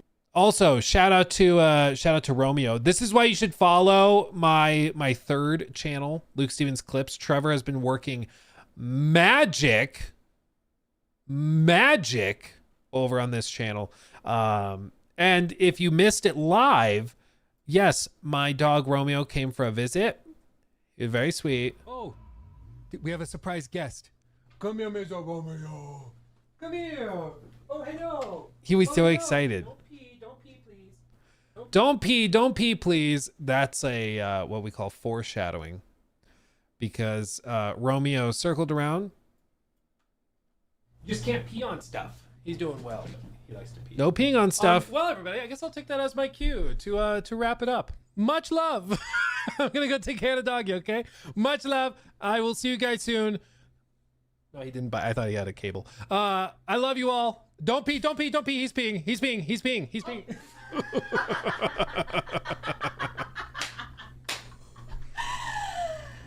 Hey, all right, your turn. Bye.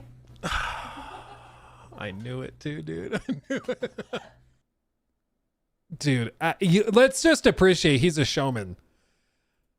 He's a showman. He could have peed anywhere in this room. He could have peed back here. He could have peed back there, behind me, under the desk, over here, close to the desk. But he chose to pee in the spot where he's perfectly in frame. Isn't that great? He's a showman. He's a showman. My dog is a showman. What can I say? What can I say? I'm going to post the link to that channel in chat. Go and subscribe over there if you haven't, because even if you don't watch every clip, little stuff that doesn't get put on this channel still gets posted there. So it's like little or smaller stuff. So it's still good to be subbed over there. Okay? Okay.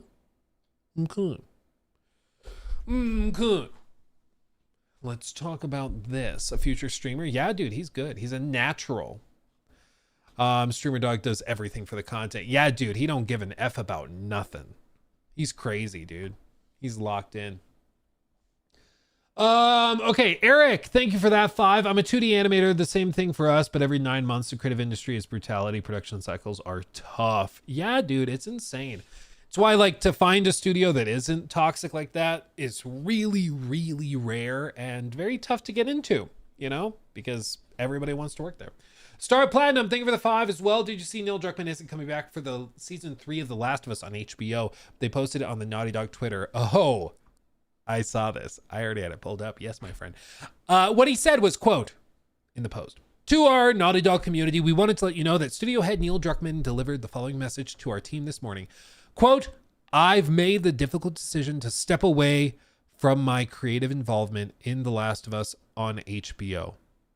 With work completed on season 2 and before any meaningful work starts on season 3, now is the right time for me to transition my complete focus to Naughty Dog and its future projects, including writing and directing our exciting next game, Intergalactic: The Heretic Prophet, along with my responsibilities as studio head and head of creative." Hold on. For this next bit, I need a prop. I need something. Okay. Can I, I'll be right back. Okay. Don't go anywhere. Give me 1 minute. I'll be right back because there's something I need. Okay. You're going to love this. I'll be right back. Don't go anywhere. Don't go anywhere. I'll be back.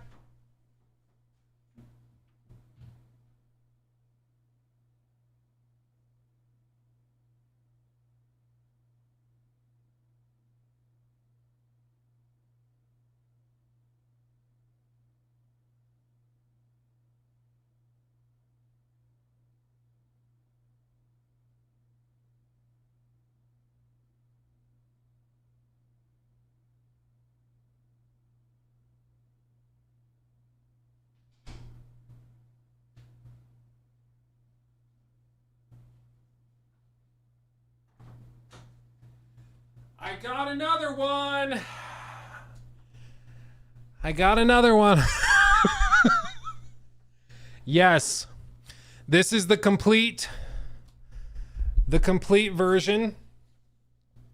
It has all of the memes. We've got Buzz Lightyear. We've got Michael Scott. We've got I'm Gonna Be a Dad. We've got One Does Not Simply. We've got Batman. Dad of War. All of it. Okay. And for anybody who's like, Luke, why? I'll tell you. I don't know. But I committed to it. And now we've committed to the bit. Okay. And if anybody's like, hey, Bella, how dare you put Bella's face on a bunch of internet memes? That's weird. Touche. It is weird. But I figure if you're like a giga multinational movie TV star, multimillionaire, you can take it. So suck it up. You know, you'll be fine. It's a t-shirt, you know, get over it. So as we discuss this for the next bit, yes, co-creating the show has been a career highlight. It's been an honor to work alongside Craig Mazin to executive produce, direct, and write on the last 2 seasons. I'm deeply thankful for the thoughtful approach and dedication the talented cast and crew took to adapting The Last of Us Part 1 and the continued adaptation of The Last of Us Part 2. He is stepping away, friends and family. Stepping away from the show. Now, personally, I'm okay with this. I feel like the show is already taking a pretty big nosedive. In my humble opinion, I think season 2 pretty clearly started to go into Craig's hands, and he took it in directions I don't think worked. I think their obsession with making Ellie more likable started to lose what made Ellie work in part 2, the times she did work, because I thought there were times where Ellie as a character didn't really work that well, but again, that's a very big topic for another time. But I think maybe Neil grew frustrated with the direction it was starting to go. Maybe Neil just realized he's spreading himself too thin. I don't know the exact specifics, but I do think it's like for Naughty Dog as a game studio, it's best if the people running the studio are there. Just is.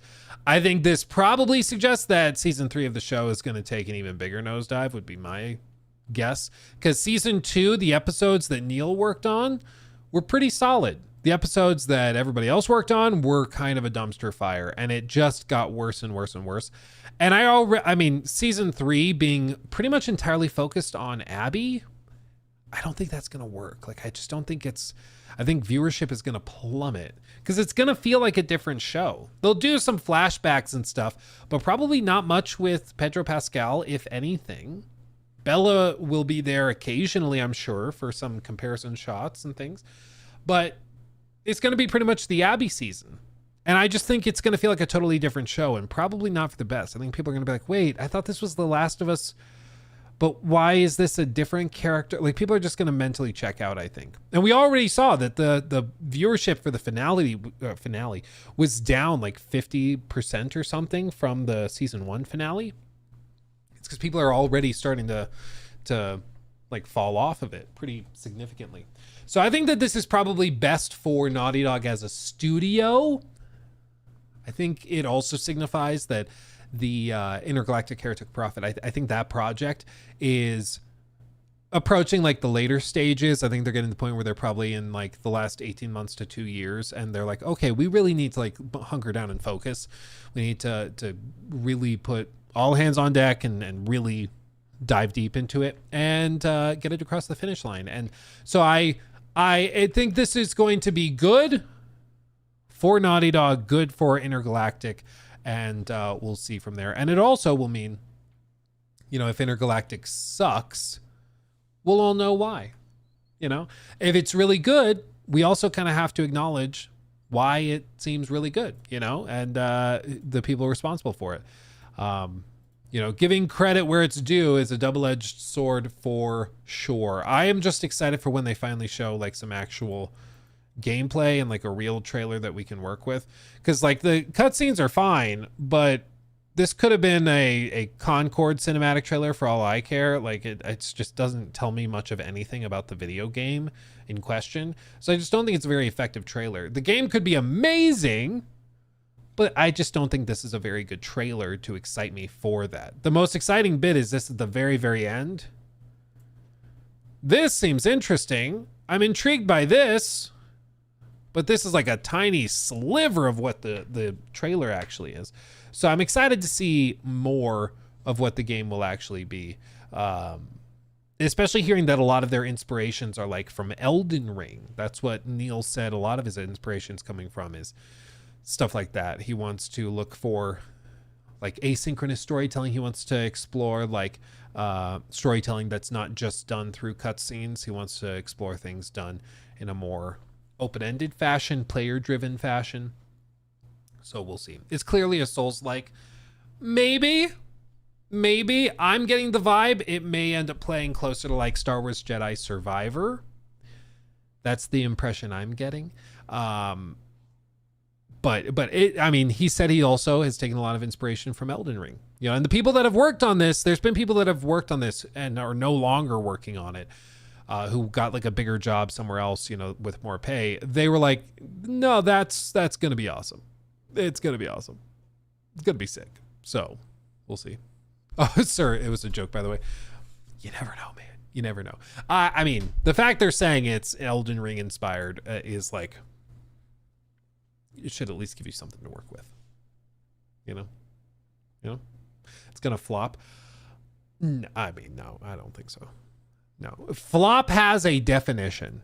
Flop means something, and even games that are not amazing, but from well-established studios with a lot of like respect and marketing power behind them, they still perform decently. Okay, flop means something, and for something like this to flop is very, very, very, very, very unlikely. Like if it's from an unknown studio nobody's ever heard of before and a new IP and barely marketed, okay, yeah, it could flop. but flop has a definition. It's the same conversation we had back in the day with like AC Shadows. It's like AC Shadows may suck,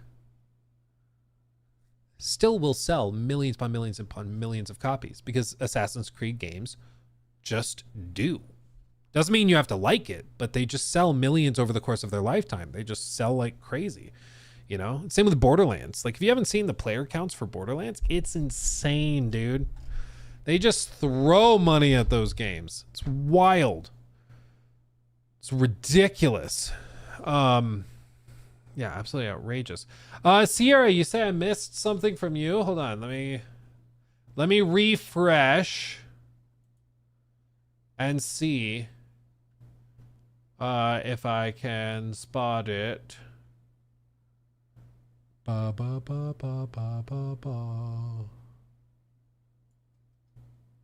Sierra. Oh no, it's because you're the next one up. I go in order that they came in. and I get behind because I ramble and talk nonsense a lot. So sometimes you just have to be patient with me. Also, the audio isn't working. Normally it plays and does voice to text, so the higher tiers get read out. But my sound stuff is broken for some reason since I turned on my PC this morning, so it's not going off. But yeah, you're fine, Sierra. Yeah, you're fine. Speaking of that, Sierra, thank you for the 10. I know you're a bit younger than me, assuming probably 10 years, roughly. I'm 37 years old, though you cover contemporary games. Do you ever play classic older games from Gen 6 or below? Did you ever play Ocarina of Time? I will play like occasionally older games. Part of it is like at this point, because of just me doing this for a living, I have to, or I get to play a lot of games, and like pretty much every major release that comes across, the schedule, gotta play it, gotta at least put a decent amount of time in, if not just completely finish it. Especially like if we're doing a review, I'm gonna play the whole thing, and that just takes time. So I don't have a lot of time in my schedule to go back and replay older games. I'll add them to like Steam Deck, or if there's a portable platform where I could take games on the go, especially if they were older, I would do that. I'd replay games that way. Like I remember when the Switch first came out, they released a collection of Black Flag and AC Rogue together. So I bought that and downloaded it. It was a great way to play those games on the go and kind of re-experience them and enjoy them. But as for like playing old school Nintendo stuff specifically, I don't really do a lot of that. I just don't play a lot of Nintendo stuff. I think that's the bigger thing. As for Ocarina of Time specifically, I've never played that start to finish. I don't think. If I did, it was a long time ago, and I don't remember, which probably means no.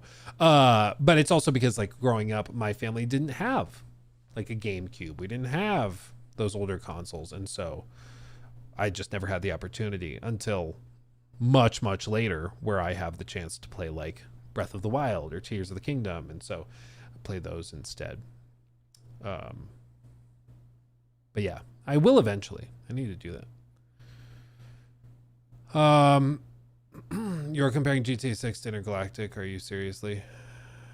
Who compared it to GTA 6? Oh, Christopher. It's like people on social media saying GTA 6 will flop. Whether or not it's a good game won't matter in the end. The game will still sell over 10 or 100 million copies over its lifetime, if not more. Oh, for GTA 6? Well, yeah. I mean, GTA 6 is going to do ridiculous numbers. The thing with GTA 6 is that the budget's so crazy high. It also has to perform in its online component. And that's going to be trickier. I think that's going to be tougher. As for Heretic Prophet, yeah, I mean, flop just... Like, don't even take my word for it.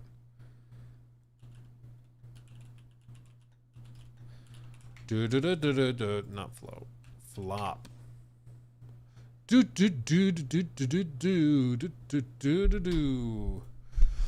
So in Merriam-Webster, a complete failure. The movie was a flop, or an act or sound of flopping. Sorry, or cow flop. I've never heard of that. Flop can mean poo. Who knew? Okay, well, there you go. Learn something new every day. But a flop is typically used to communicate like a complete failure, a total disaster, like a Concorde where it flopped. It didn't make any money. It was a disaster. Suicide Squad losing $200 million. Flop, right? A game that meets expectations is not a flop. If you expected a game to make like 100 million and it made 100 million, that's not a flop. If you expected the game to make 100 million and it only made 50, I would say it completely failed to make a profit. You could call that a flop, right? If it got to like 90, 95 million, I'm not sure I would call that a flop because it's not a complete failure to the same extent, right? It's close. It's close, but still not where you wanted it to be, right? Like flop just tends to imply like a total disaster of a launch, a Concorde. There's, in my view, based on what I've seen so far for Intergalactic, I see absolutely nothing to suggest that this would be a flop. Like, I think all of Naughty Dog's hardcore fans will buy it. Every PlayStation, like, hardcore player will buy it.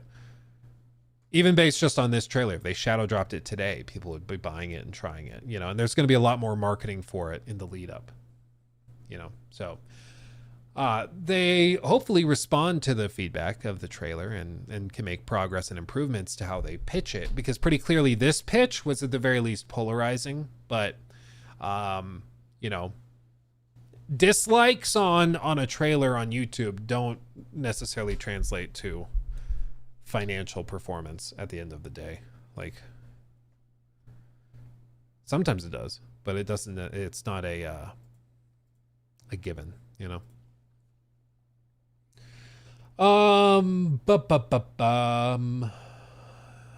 Let's see. It's a very bland trailer, nothing bad, but also nothing noteworthy. Yeah, it's just, I mean, I feel like they spend the first 85% of it talking, and I couldn't tell you anything they're talking about. Like, it's just very bland, mindless dialogue. It probably makes sense when you play the game. The dialogue's like, oh, that's what they're talking about. But in the, like, this trailer, I think as a first exposure trailer, it's just not good. It's just not very good. But they're not going to release the game based on that alone. They're going to show a lot of trailers. And again, even if you hated The Last of Us Part 2, even if Neil really, you know, twists your tipples, you gotta admit, like, they know how to market some of these. Like, The Last of Us 2 gameplay trailer. Like, that thing was insane, dude. Like, these trailers, they know how to sell games. That's what made, like, that first trailer so surprising, is that it just was really not great. But when they want to sell the game, they will sell the game, man. They know what they're doing. Like, they know what they're doing. So once they show a trailer on this level for Intergalactic, yeah, I don't think anybody's going to be saying it looks like a flop.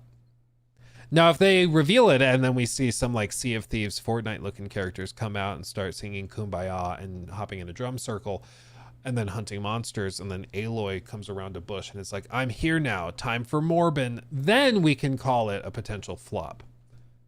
But until then, I'm not sold. We'll see. We'll see. Where did I leave off? Francisco the Disco, thank you for the 5. Hot take: if you have nothing to show after 5+ years, you probably shouldn't be working in the industry. Blame CEOs all day, but don't forget about lazy devs. So in all industries, I'm sure there's lazy developers, there's lazy producers, there's lazy QA, there's lazy this and that. Ultimately, if there's devs not hitting targets and not putting things together in time, like, that is also a matter of production. That's a managerial issue, to not be hitting deadlines and managing that. So it still ultimately, like, does fall on the managers for not managing the team properly. Like, we can blame the individuals, sure, and I think they should be blamed if they're not hitting targets and doing good work, but that typically happens, like, after a month of missing targets or 2 months of missing targets. Okay, you're fired. We'll get somebody else in here. And then we get the project back on track. If the project has been out of whack for years, yeah, it may be because of the individuals within that, but they should have been booted out long before to get the project on track, right? Like, so it still ends up being a managerial issue. You know? Like, I still think that even if the individuals are the ones on the ground making the mistakes, the management should be there to address that and fix it. And if they don't, like, it's still their fault.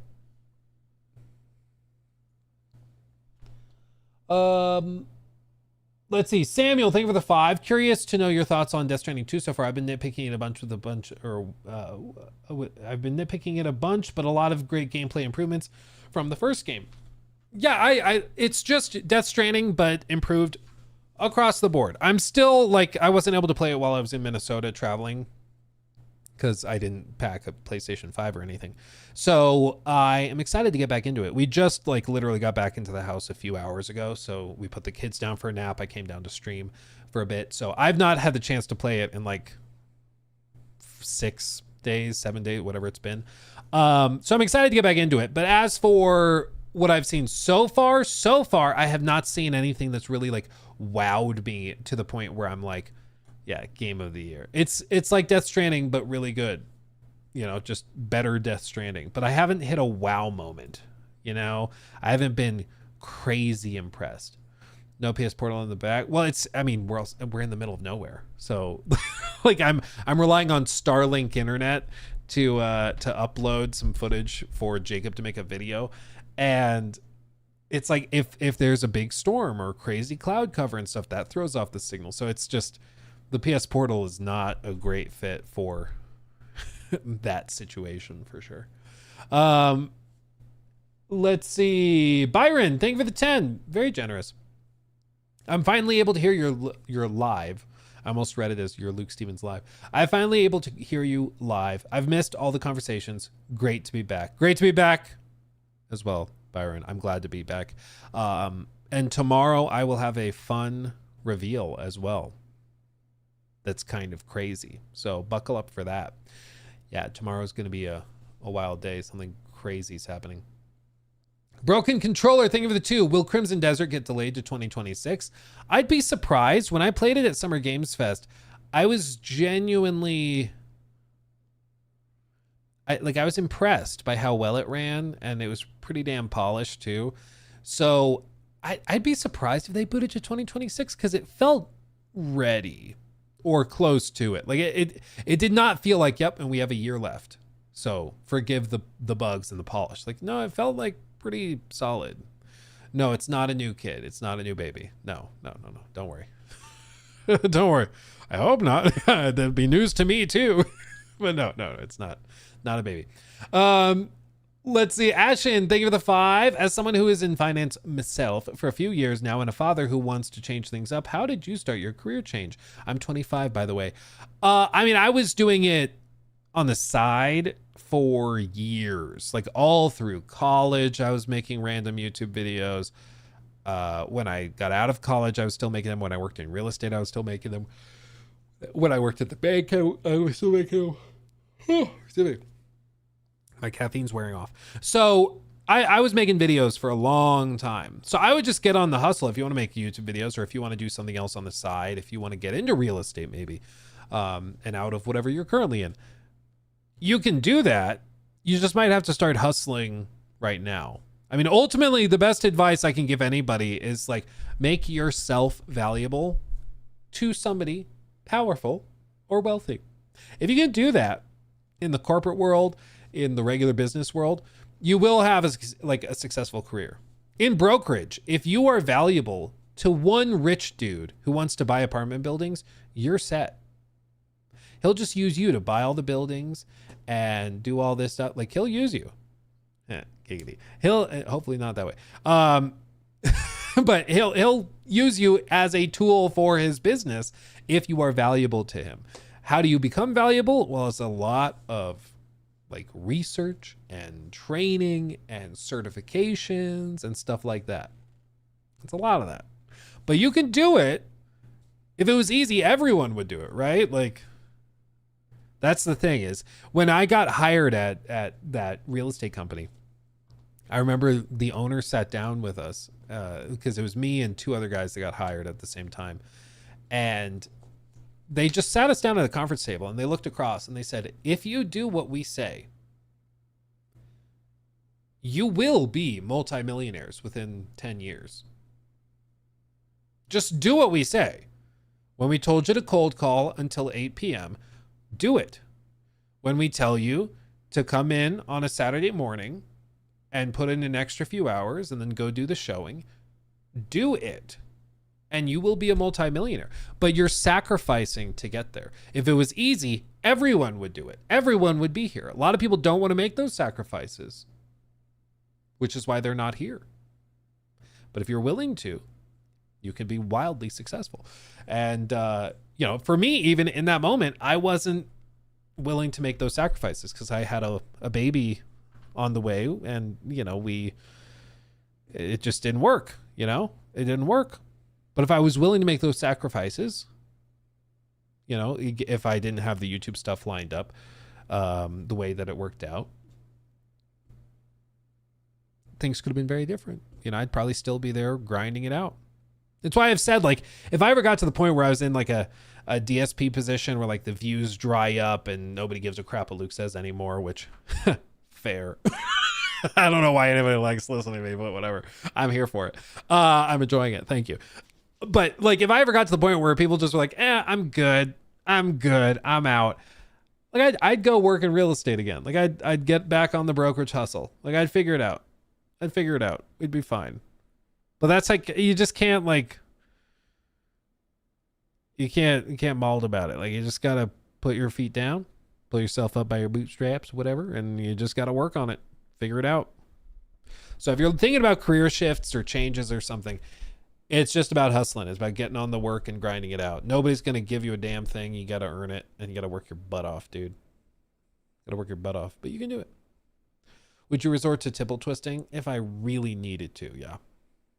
Who am I kidding? Yes, instantly. Yes.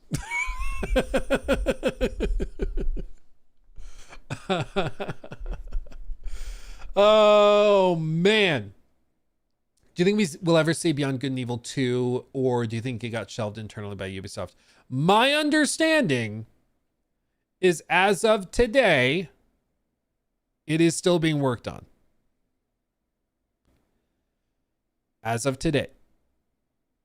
And by today, I mean, like, you know what I mean. Like, as of however many weeks ago when I heard that through the grapevine.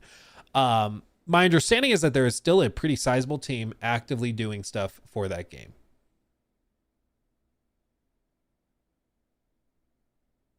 That's my understanding. Doesn't mean it always will be. They may cancel it tomorrow. You never know. But yeah, as of right now, my understanding is it still exists. Find a rich man and let him use you, Luke Stevens. Yeah, sorry. I should be more precise in my words. Find a rich man, be useful to him, and let him use you. Oh. In context, it makes sense. I'm sorry. Okay, I'm still catching up, everybody. If you send in a super chat and it has been read yet, bear with me. I'm still catching up. I'm almost there. I just get caught up. Joseph, thank you for, whoops, I scrolled too fast. Thank you for the super chat. Hey, Luke, did you give your take on SKG late? Sorry. Oh no, you're fine. I'm glad you're here. And yes, we talked about it earlier in the stream. We kind of went off about it a little bit. Cause to me, it seems like the most obvious, like, no duh kind of thing ever. I thought I was missing a piece because I heard that it was like really scandalous, but then it just seems like, I mean, we won't go through the whole thing again, but yeah, it's ridiculous to me that somebody can be like, no, sit down, boy, you don't understand it, let the grown-ups sort this out. It's like, shut up.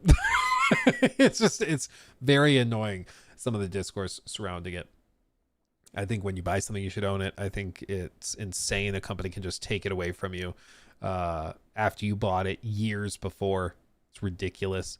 So yeah, absolutely, I support it. No, it's not something like Americans can sign. It's something only, of course, for the EU. So it's not like I can sign it or anything. But yeah, if you're in the EU, I highly recommend you check it out. At this point, I'm sure like most people are aware of it, but yeah, I mean, I thought when the initial discourse kicked off again last week, I thought there was some major piece of the puzzle I was missing, because I was like, it seems kind of cut and dry. It seems very black and white. So why is there like a scandal going on with it? And then I looked up the scandal and I read about it. I was like, okay, this is dumb. This is stupid. Like, I feel like this is a lot of people trying to just be like, well, actually. Okay, anyway. But yeah, we talked about it earlier in the stream. So if you want to hear me ramble about it more, that's a good spot. Professor Sprinkles, the Professor Sprinkles, thank you for the 10. Hello, Mr. Stevenses. I hope Kingdom Come 2 wins Game of the Year, but I wanted to ask you if you think RE Requiem will be the last mainline Resident Evil game, and how do you get past gaming burnout? Reverse order, get past burnout. I honestly take breaks. So if I'm just like really burnt out, like if you ever get to that spot where you just sit in front of your computer and you're like, Steam's open, and you just don't even know where to start. If I ever feel that way, I close Steam immediately. I open chess.com and I just play some chess. And I do that for an evening. And then I lock it up and I go upstairs and I go to sleep. I don't try to force it. If I'm not feeling it, I'm not feeling it. And it's okay. It's okay. You know, you may be Tiger Woods. Some days you're not feeling like going to the range. That's okay. It's okay. It's not the end of the world, you know? Shout out to the chess club. Damn right. Damn right. So yeah, don't stress it. As for, I mean, there's probably a better technique. The other thing, I go on a lot of trips as well that helps shake it up. And I do this for a living, so it's always kind of exciting, which obviously like most people don't have the blessing or opportunity to do. So that's part of it. But yeah, I try not to force it. You know, I try not to force it. I used to just force it. I was like, no, even if you don't feel like playing this game right now, play it anyways, because you have to make your critique on it. Like, no. If I'm not feeling it, don't play it. Go play chess. Go do something else. Totally okay. Go read a book. Do something like that. Like, find something else. Totally fine. I think, you know, burnout happens when you kind of force yourself, even when you're not feeling it for like too many times. You can get in trouble. Yeah, you take a vacation like every other week.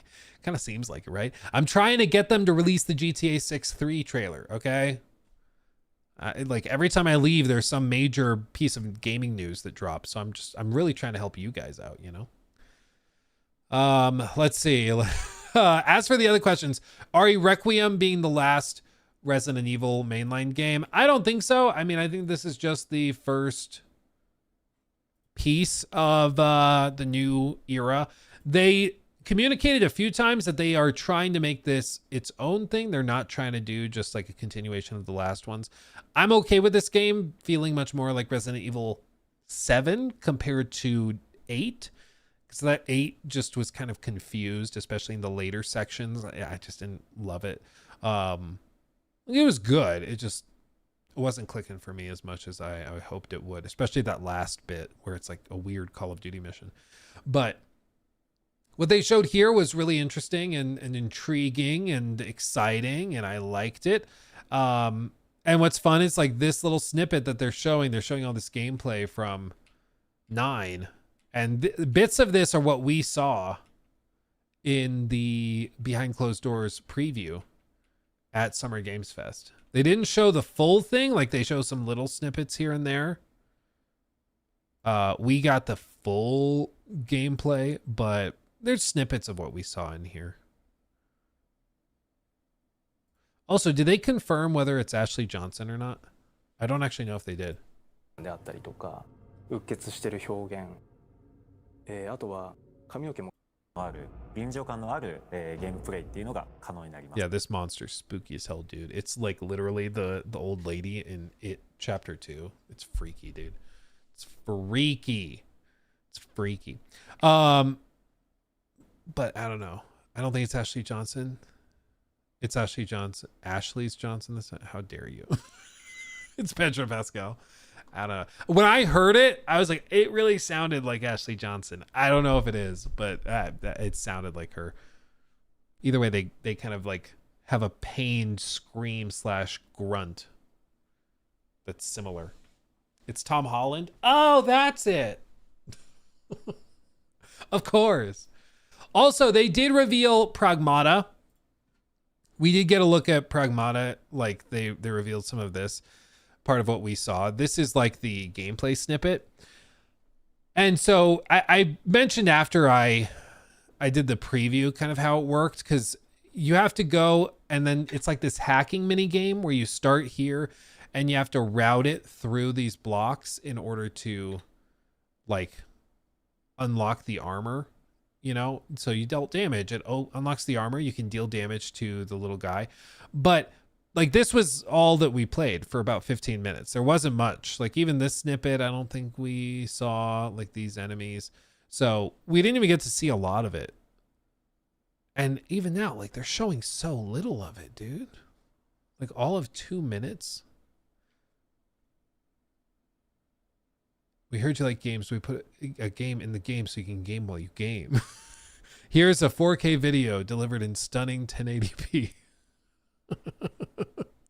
I hope it's good. I just like when we tried it at Summer Games Fest, I was like, okay, like I feel like we're just getting there, but now we stop. Okay. It's just weird. It's a freaking weird game, dude. We'll see what happens with it. We'll see what happens. Cicero, thank you for the membership, by the way. Thank you. Thank you. Sierra, thank you for the 5. Not a huge Nintendo guy. PC in the 90s was favorite. Didn't buy Switch 2. Ocarina is important game from childhood with Sierra games like Quest for Glory series. Yeah, I think everybody has like that one console or that one platform that they really poured a lot of love and heart and time and focus into. And for me, I think it was like PS2 because it was our first console we ever got years after the PS2 launched. But you know, I think the 360 was like a few years into its lifespan when we got the PS2. Like it may have been like 2008 or 9 that we got the PS2. Because again, grew up in a pretty sheltered household. But yeah, the PS2 and then we had a 360. We played a lot on the 360, so ate that up. But all of my gaming experiences were like pretty significantly delayed because we got it so far after the initial wave, you know. But I think a lot of people were like that. Kick ass, by the way, thank you for the 5. Hey Luke, new fan, wanted to ask, have you heard of the game, or have I heard of the Ready or Not situation? I saw it was being mass downvoted. I didn't hear why. Like I saw that it was something about censorship for the console launch, but I don't know what they censored. Is it like significant or is it just people throwing a fit over nothing? Because I genuinely don't know.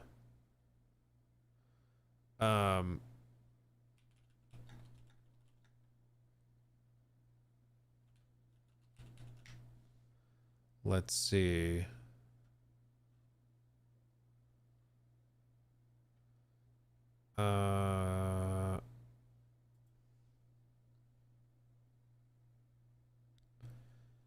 Let's see. Imply the worst of humanity. Never sugarcoating, not glorifying. But if they're going back on that for whatever reason, it really sucks.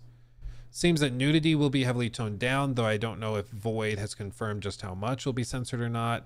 I'm assuming most nude NPCs will now wear rags or something. Post-mortem, shotgun gore will be removed too, and one bloody NPC will have wounds toned down.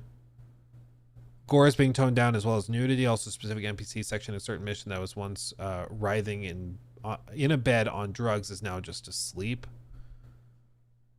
Is it really the case? Because it's all reviewed the same, right? So it's reviewed by the ratings board. So I don't understand why they would need to censor it to get it on console instead of PC. Like, are they worried about an adults only rating, or is it that PlayStation, for example, has a store policy against some of that stuff? Because I thought the store policy was just kind of like, yeah, if you're adults only, we don't sell your game. If it's M, we sell your game. But maybe they have specific policies that override the game score. That seems weird. Maybe that you could say that applies to like gambling and stuff, but I think that still would make it adults only. I don't know. I think I'd have to look up like specific comparisons of what's being censored to see if it's something I could see being like a big deal. If it's something where like the game literally cannot get on the platform in this way versus this other way, like I just don't buy it on console. I will say it's weird. You know, my knee-jerk reaction is that it's weird for PC gamers to be mass downvoting the game on PC because of the console port. And it's not like the console port's broken. It's just that they don't like the console port. I don't know. I'll have to dig into it. I'm not sure. I'm confused is the takeaway. Okay. How it is would be adults only rating. Well, no, what I'm saying is if it was something where like the adults or the PC version were adults only, and so they were like, okay, we have to censor it to get it down to M to release on console. I could understand that. That's fine. Okay. Happy face. But my understanding is that it's already M on PC. So it's just M. So why are they having to censor it? And so it's got to be like a PlayStation Store policy that they don't allow like nudity, or they don't allow full frontal nudity or something. I don't know. But this is why I'm like, I feel like I'm missing pieces of the puzzle.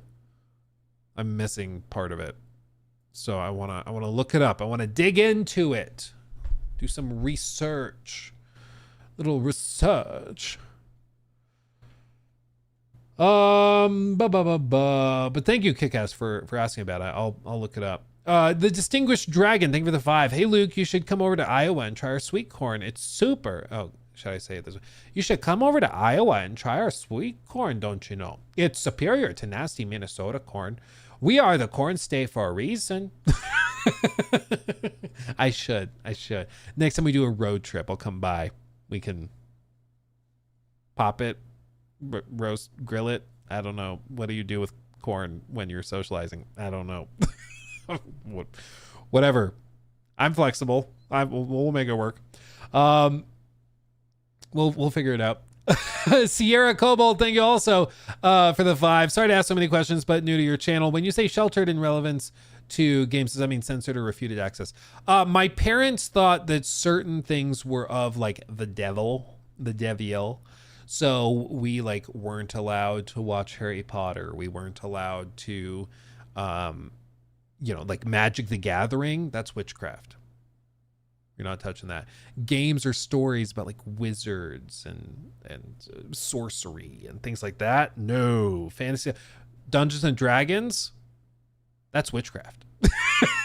Stuff like that. It sounds silly, but it's how we were raised, in some of those hardcore churches. That's how I was raised. So we never had access to a lot of these things because consoles and like video games were seen as very worldly and very corrupting forces. And so it was just something that we weren't allowed to mess with,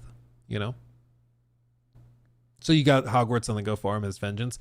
Yeah, to be fair, my parents loosened up a ton, but it's the age old thing that happens when your parents tell you not to do something. Don't listen to that music. It just makes you want to listen to the music all the more. Like it does the opposite. You want to know how to get a kid not to do something? Encourage them to do it. That's how you do it, Yeah. Don't go to school. Stop. Stay home and play games. That's how you get your kid to go to school. That's how you do it. That's the trick. Yeah, you have to play 5 hours of video games a day. That's how you do it. Yeah. It's just, Pokemon was demonic as well. Yeah, all of that stuff. So early in my childhood, it was kind of like that. As I grew up, my parents loosened up a lot as we all got older. So by the time I graduated high school, my parents had chilled out a ton. But early in my childhood and through preteen years and everything, we were locked down. We were not allowed to see most of this stuff. Even little things that a lot of people my age grew up with, like SpongeBob. No, we were not allowed to watch SpongeBob. Nickelodeon just in general was seen as brain rot and corrupting. And so none of that stuff.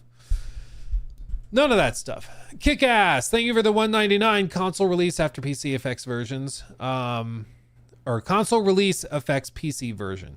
Does it though? So did they, I guess this is why I think it's good to be able to do this. So are they adjusting the PC version to include the censorship for the console version? So they developed it on PC with a bunch of this stuff. They're releasing it on console with a bunch of alterations, and then they're going to try to parry those alterations across to PC. If that's the case, I absolutely understand why they're upset. Yes? Okay. Yeah, that makes a lot more sense. That's the piece of the puzzle where I'm like, I was like, I feel like I'm missing something. Why are they upset? That makes a lot more sense. Okay. Thank you, Kick-Ass. That makes sense. Yeah, that's stupid. Lock it in. That's my statement. That's stupid as hell. That's stupid as hell. And why would they even have to do that? Like, who gives a crap? Like, I don't understand why they would have to tone it down. They already have it like that on PC. Why can't they just have a different branch? Like a different setting on console for it? That's weird. That's really weird. Yeah. In that case, yeah, go for it. Yeah, downvote. That's crazy. Yeah. That's crazy. Let's see. Okay, we caught up there. Crossplay, but if it's just like, oh, this nude NPC now has like a bra on or something, or has a pair like underwear on, how does that affect crossplay? I wouldn't think that would be like, I don't see how that's like gameplay affecting. It's like, it's not going to change the hitbox or something, you know? I don't know. Let's see. Digi, thank you for the sub with Prime, by the way. One Groggy Gamer, relatable, thank you for the sub as well. And Caladel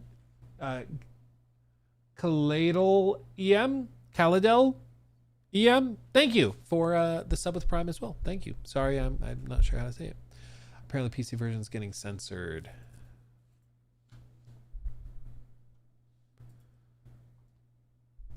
Let's see. The recent reviews have dropped to mixed rating after developers announced censorship to the PC version of Ready or Not to align with console requirements. To support crossplay between PC and consoles, the devs decided to apply the same censored version across all platforms, which includes toning down and removing certain controversial content.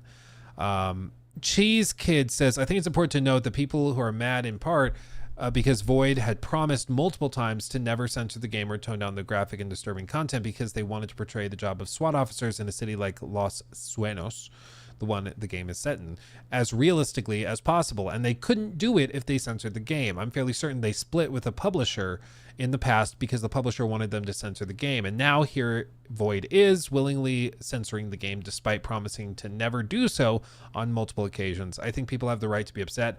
All things considered, it's not necessarily the censorship that people are mad about, it's the fact that they're walking back prior promises. Okay. I feel like this is comprehensive enough that we could probably do a quick little segment on this. We could do that. Is there gameplay?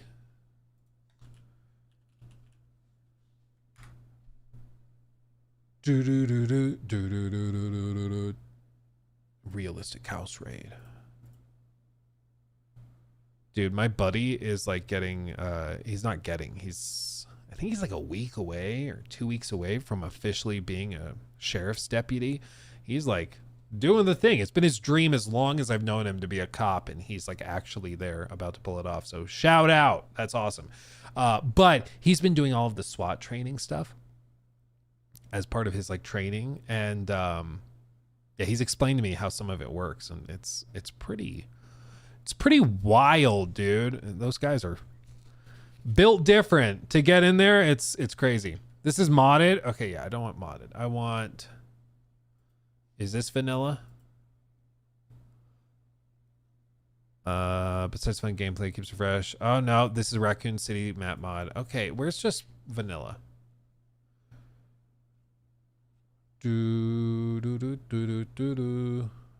Solo clear hospital. This looks vanilla. This looks vanilla-ish. Maybe.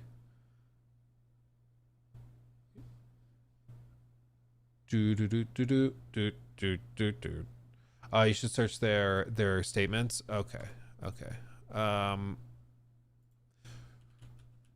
It's Void, right? Ready or Not.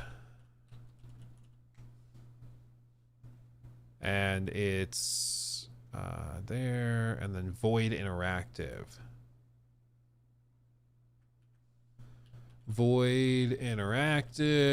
Let me see if I can find their statement. Let's see. Does this include it? Where? They're probably on X, right? They probably posted it there.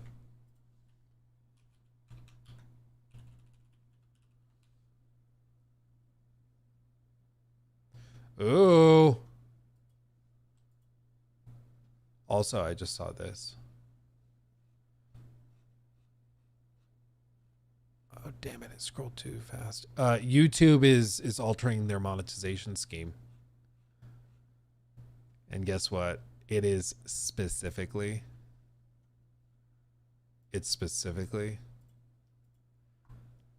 on unoriginal content. Starting July 15th, channels that do not meaningfully transform clips risk losing monetization. That includes reaction channels, compilation pages, and more.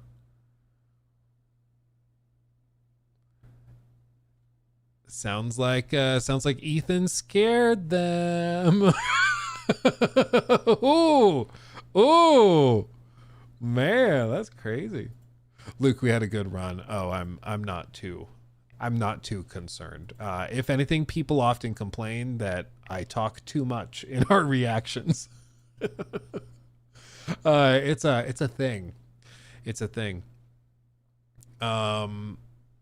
Let's see. Where is their... Did they not post their statement here? Teamed up with that. Were they not coming? I guess they didn't post it here.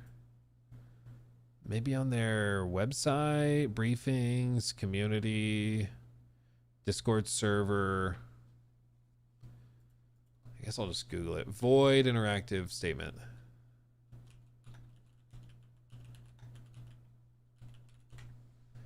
Yeah, Luke, just be in the corner and go. I agree. Every 15 seconds. I agree. Yeah, it's good. It's a good point. That's good chat. You paying attention? Yeah, it's good. Yeah. I don't. How is it this hard to find a freaking statement from the company? Is it just on their website? News, contact, about us, maybe news. Development briefing, June 27th. No. Updates, community posts, maybe. July 19th, 2024. Dude.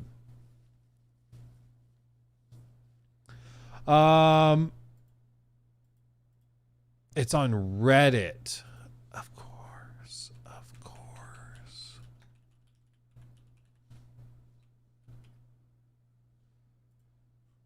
Let's see. Let's see.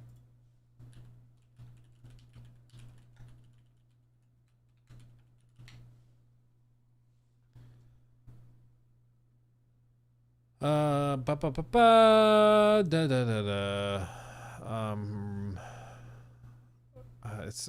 kind of sad. There's a lot of appreciation posts that are getting downvoted. Oh, well, yeah, I can see why. I can't find their damn thing. Okay, this is hilariously insane. So maybe I need to look that up, find it, and then we do the segment, because they're probably gonna follow it up or like walk it back in the next day or two. That'd be my guess. This is really funny though. I will not monetize on original content. It's funny because the meme is also like that. I we'll see what happens there. I'm guessing they're doing this to specifically go after like those chair reactions, or like you've seen there are entire re-uploads of like TV shows and movies, but they're just like they have a little gif of a dude like in the very bottom corner of the frame, and it's just going like this, and that's it. Reaction YouTubers freaking out right now. I mean, some of these guys that like, I don't even know what to do with it. How do I even look it up? Like some of those music reactions or music video reaction. Like I didn't know this was a thing until one of them randomly popped up on my feed, but people will do like reactions to music videos where they're literally like just sitting in front of a camera, and then they put like these watermarks over the music video because it will get copyright claimed, and they'll listen to it and just like, wow, it's emotional. I don't know this dude specifically. Maybe his stuff is really transformative and really good, but it's so weird to me. And they'll do that with like TV shows or with movies, and they'll sit through the entire damn thing. It's wild. It's wild.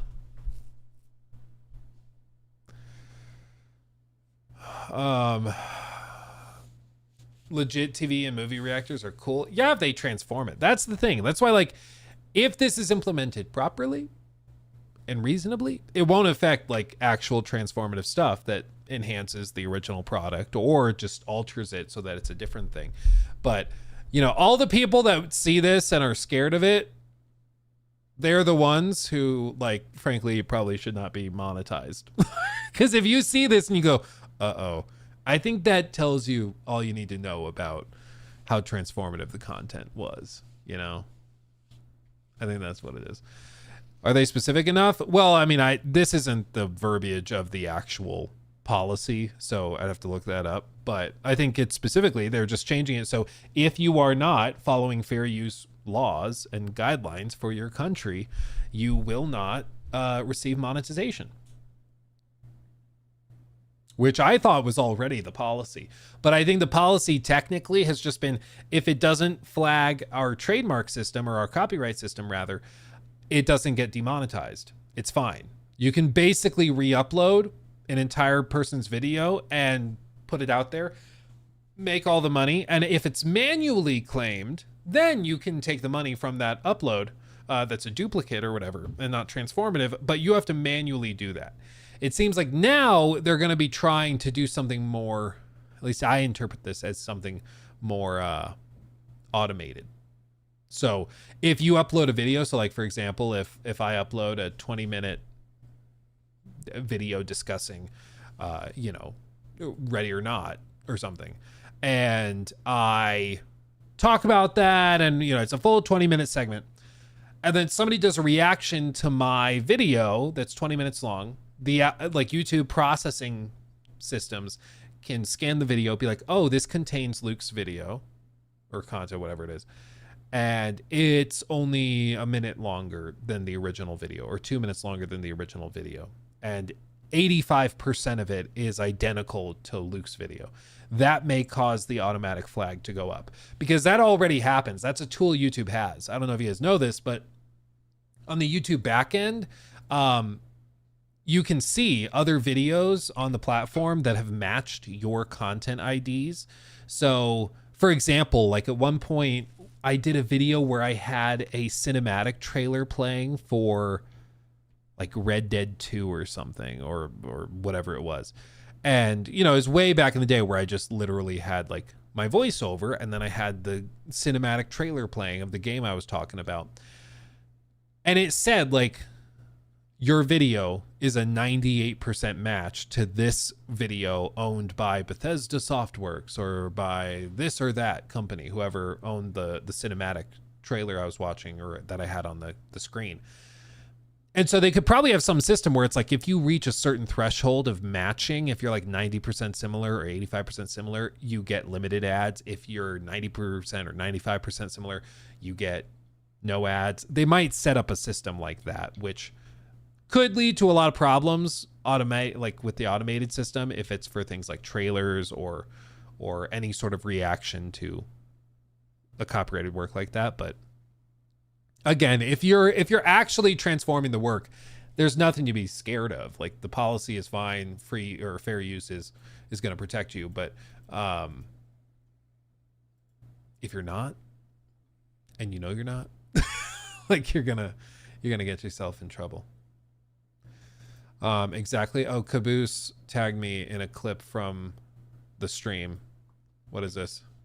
Should I be scared? Caboose, thank you for the 5. Luke, this is why I love watching you and your takes. You use your brain and you don't take these articles at face value. Also, 200 to 300 from Xbox, not 9,000. Exactly.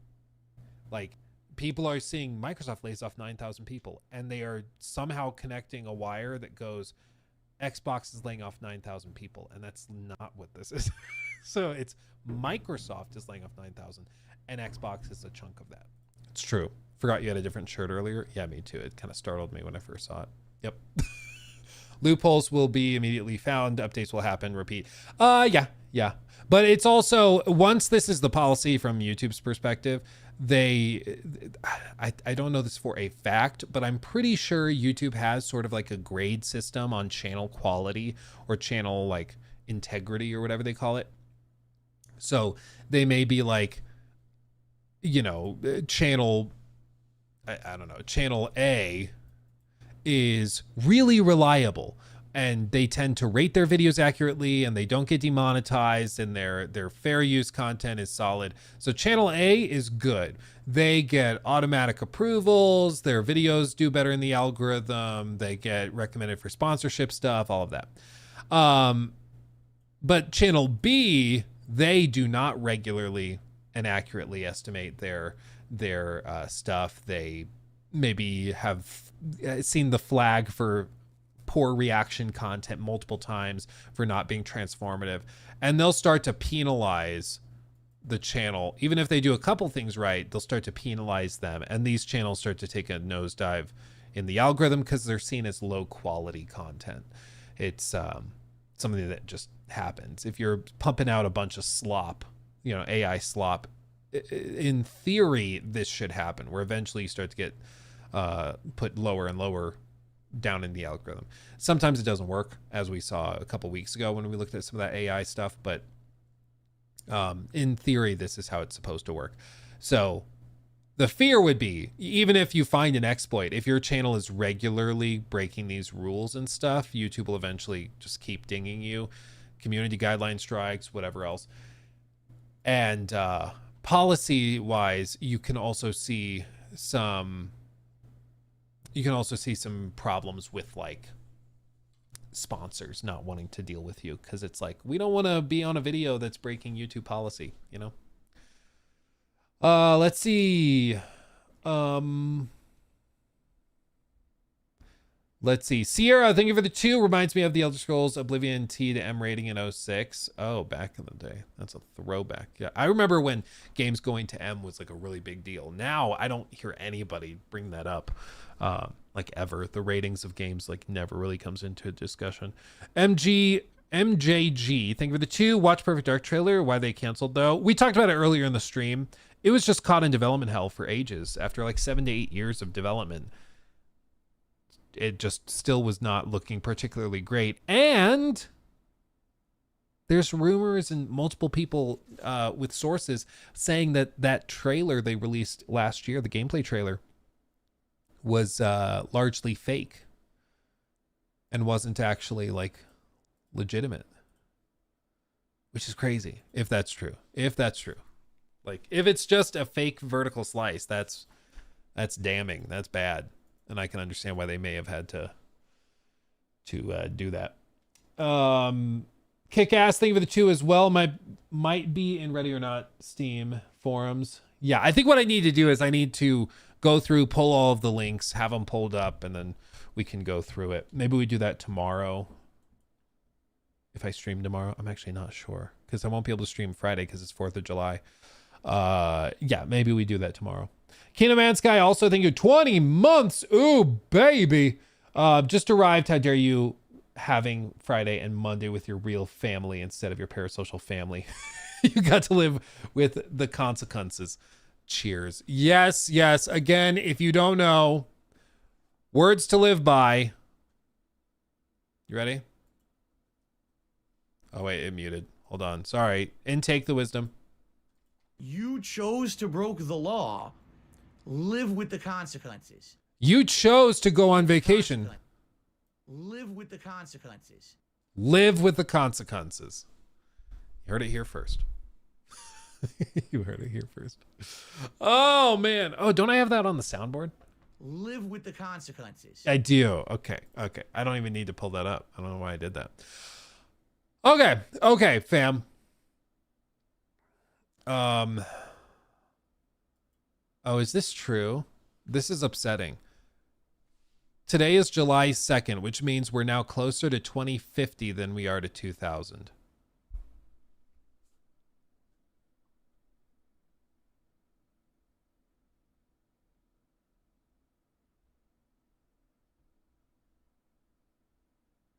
Bro. That just broke my brain. Oh my God. That's upsetting. Oh, yeah. Oh, I don't like that. Oh, okay. I'm feeling oh. That's weird. Don't like that. Okay. Oh, time for yes, Charlie. Time for another vacation. Sounds like it. Yeah, I'll see you guys in a couple weeks.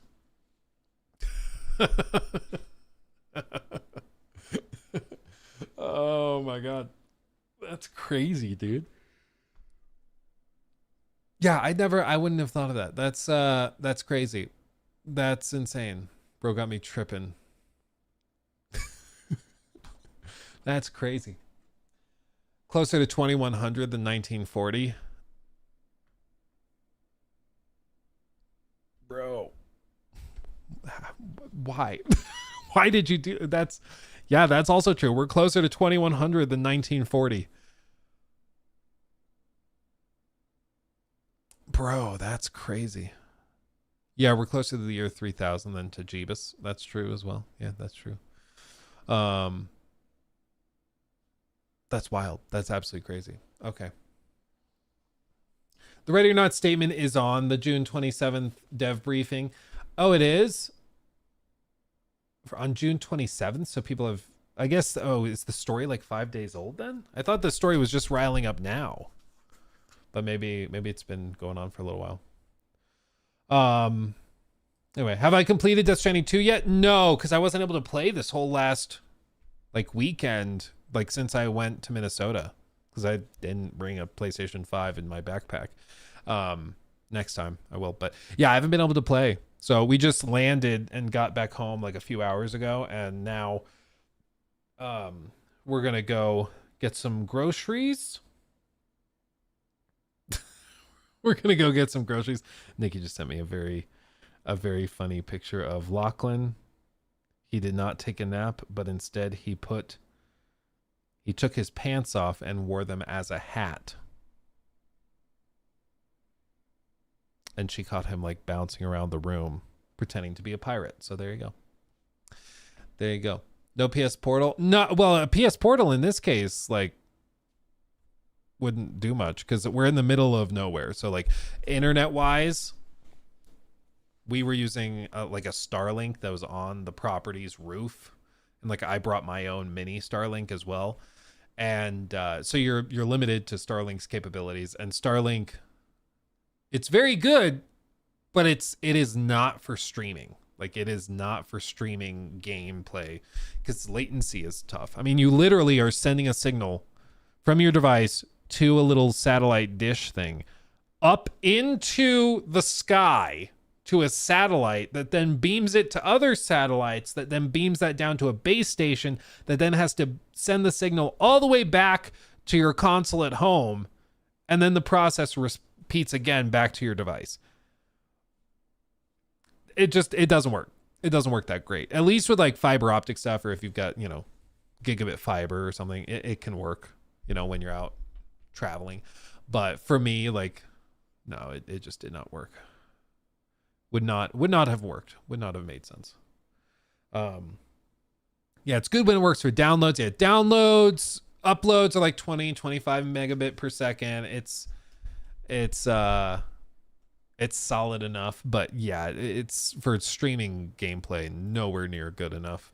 It's more just I remember seeing somebody break it down where they were like, somebody was saying, can you do high Earth orbit satellites for that stuff? Can you do that? and they explained it out. I wish I had the clip, but basically, like, you know, if the Earth is an oblate spheroid with a huge dent in it, low Earth satellites like Starlink, maybe like, you know, around this far. This is, you know, not actually proportional, but if we just say roughly like that, high Earth satellites, you know, would be out here. So geosynchronous satellites, you know, they could put them out here, and you could technically only use 3 to cover the entire span of the globe, right? The problem with that is that traveling at the speed of light, which it's the signal's not going to, but like traveling at the speed of light from the ground, pinging all the way up here and then back down to the base station would take so much time. You'd have about 500 millisecond latency. And it's not because like the hardware is bad. That's assuming the hardware works perfectly. That would literally be a perfect situation. It's literally because the distance is that far, that traveling at the speed of light, it's just that far to go up and down. And in the grand scheme of things, you know, half a second total latency is not that big of a deal. But in the context of trying to play video games in real time, it just doesn't work. You know, just doesn't work. So, yeah, I don't remember who I saw break that down, but somebody broke it down, and it was like very, very cool to be just, oh, that's, yeah, that does make sense. Where it's like, yeah, it just isn't practical. Oh, they posted an update. ZeniMax Online Studios posted an update. After more than 18 years leading ZeniMax Studios, I'll be stepping away later this month. The studio and The Elder Scrolls Online will be in the great hands under the direction of new studio head Joe Burba, along with executive producer Susan Kath and game director Rich Lambert. Together, this leadership team has spearheaded many of ESO's biggest ideas and expansions and will continue to make this game something we're all proud of. While I won't be working on the game anymore, I will be cheering you on and adding to the thousands of hours I've already spent in game. There are many more stories to be told, adventures to be had, and I know this amazing community will carry that shared legacy and success forwards. Thank you, from Matt. So,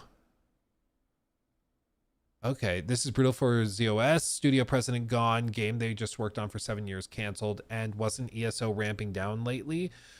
Really just feel for everyone here. Can't imagine going back to work. Yeah, my understanding was ESO was winding down for this new game to take its place.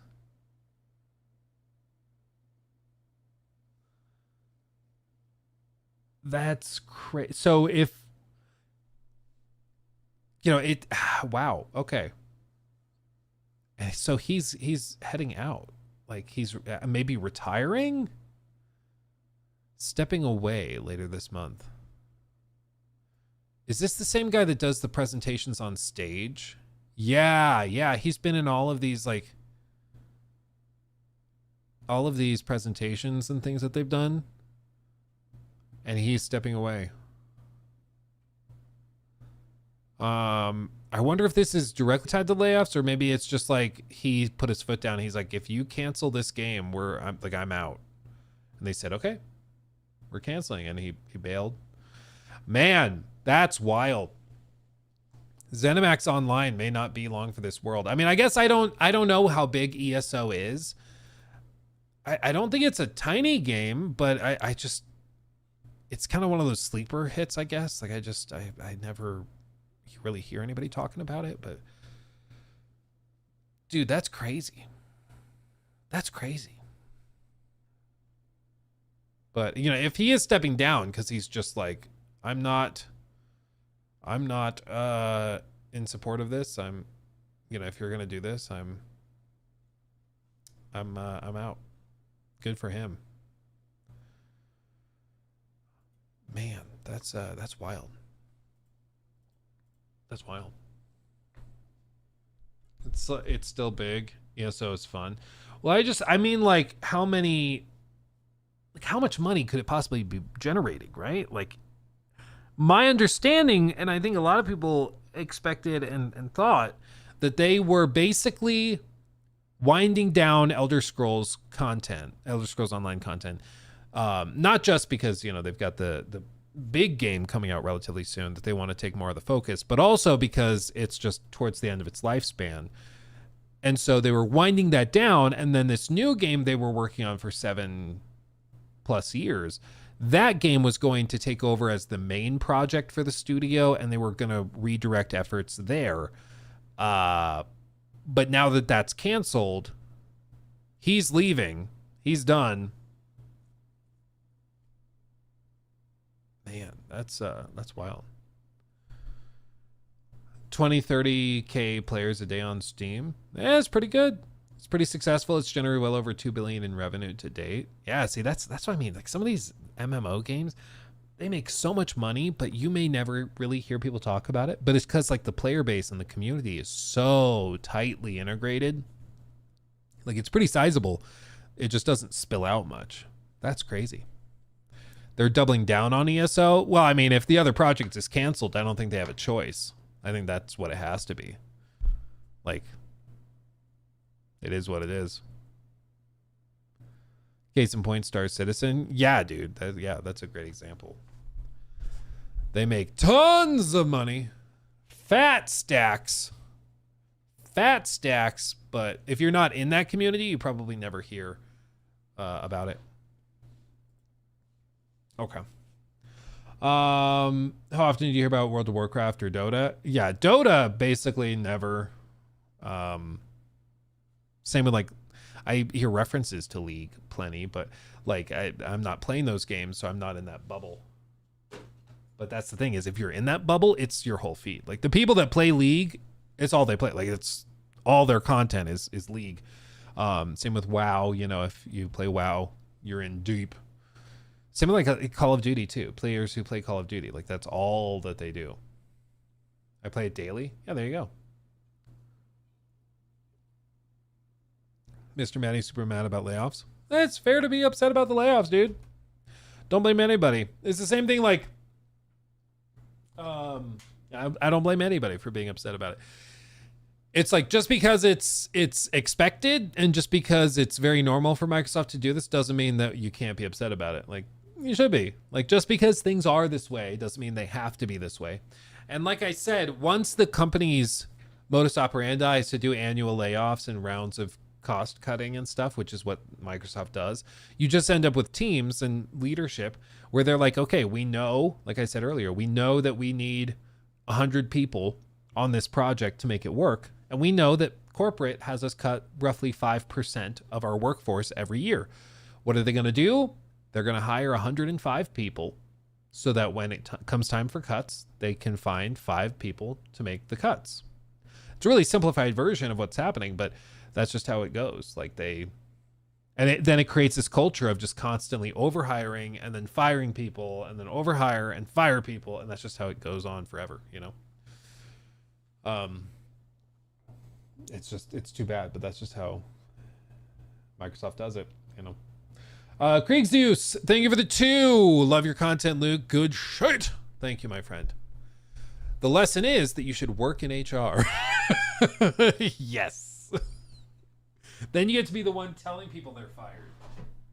Or in this case, not. Because a lot of people are at work and apparently don't realize that they are fired even today. So there you go. Happy early 4th of July, my friend. Yes, happy 4th of July to you too, my friend. Get those hot dogs and beers a-pouring. Let's see. Warcross, thank you for the 5. How did you enjoy your stay in our glorious state of Minnesota? I really liked it. Dude, this year, weather was pretty solid. There was a horrifying storm. Whatever that was. Was it Friday or Saturday? There's a crazy bad storm, tornadoes and all sorts of stuff whipping up in, like, southwestern Minnesota. Caused the house we were staying at to get, like, a bunch of leaks through the doors and sort of flood in one of the lower levels. But other than that, the weather was very, very nice. And the mosquitoes were, like, non-existent this year for some reason. Deer flies were non-existent. Ticks were non-existent. Like, zero problems with bugs or anything. It was just a fantastic time. It was beautiful. It was lovely. We stayed on a much smaller lake than we normally do. Normally we stay on a big lake. This one was way smaller, but it was very nice. It was still very nice. Yeah. Sierra, thank you also for the 2. Did not like Death Stranding 1 after 8 hours, but I'm loving Death Stranding 2. Good to hear. I've heard a couple of people say that actually, that they didn't connect with the first game, but this one's clicking with them. I think it's the pacing. The pacing's way better. Krieg Zeus, thank you also for the 2. And people are saying they think you meant good shirt. Either way, good shirt. I agree. Glad to have you, my friend. And yes, Luke, we did read the bit about Neil Druckmann leaving earlier in the stream. It's actually why I'm wearing this shirt. It's not just because it's fantastic. So there you go. I recommend vacationing in Europe. I would like to. I think we're trying to plan a trip probably to go to like London, and we were gonna try to maybe do a trip to like to Cologne, Germany for Gamescom in August, but I don't think it's just not timing out properly. So we'll get there. Yeah. Come to the mighty Northern Ireland. Dude, I want to go just for the Guinness factory. But if I go there, I might not be leaving. Yeah. I'm excited, dude.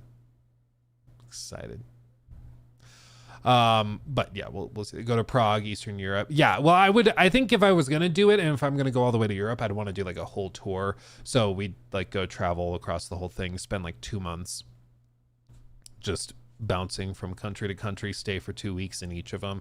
I think that's the way to do it. That's just expensive, you know. Canada. Oh, I've been to Canada. I've been to like Quebec in the middle of the winter. It's freaking cold, dude. I've never been to like the western part of Canada though. Going in dry, Druckmann leaving Naughty Dog. What a way to say that. Yeah, he is. Please never say you're going in dry with Druckmann. Yes, he is leaving. Yes, we talked about it earlier in the stream. It's great. You get to tap your own pint and drink straight from the factory tap. Oh, dude, can you imagine? Oh. My first alcoholic beverage was a Guinness. It was disgusting. How dare you? Banned Cool Pants is right now. No, I'm kidding. Dude, if you don't like Guinness, I get it. I just personally like it when I drink a beer to feel like I'm eating a loaf of bread at the same time. I like it. It just feels good. It's what I prefer. It's how I like it. Yeah. Stouts are best. Yeah, dude. If I can see any light through my beer, it's water. I don't want your IPA. I don't want your tree juice. I'm good. Give me a stout. It should look like mud or coffee, and I'm happy. That's what I need. I had a really good graham cracker stout the other day. Dude. Ooh. It was good. It was really, really good. Anyway, fam. I am going to run to the store with the fam because we just got back, so we have no food, and they're getting up from naps. So I'm going to go do that. Thank you for joining me on this kind of late, impromptu, last-minute stream. I do think I'll be back tomorrow. Yeah, tomorrow, because we have 4th of July the next day, so we won't be able to do a stream on that day since it's a holiday. But I will be back. The plan is tomorrow, and we'll catch up on some of the bigger segments and stuff that I wanted to do. So buckle up for that. Until then, my friends, thank you for joining me. Thanks for being here. You all are amazing. Thank you for the super chats, for the subs, for the memberships, all that stuff. You guys are amazing. Much love. I'll see you very, very soon. Good to be back. And trust me, tomorrow we'll have some fun stuff to mention. Just you wait. Until then, my friends, much love. Bye-bye.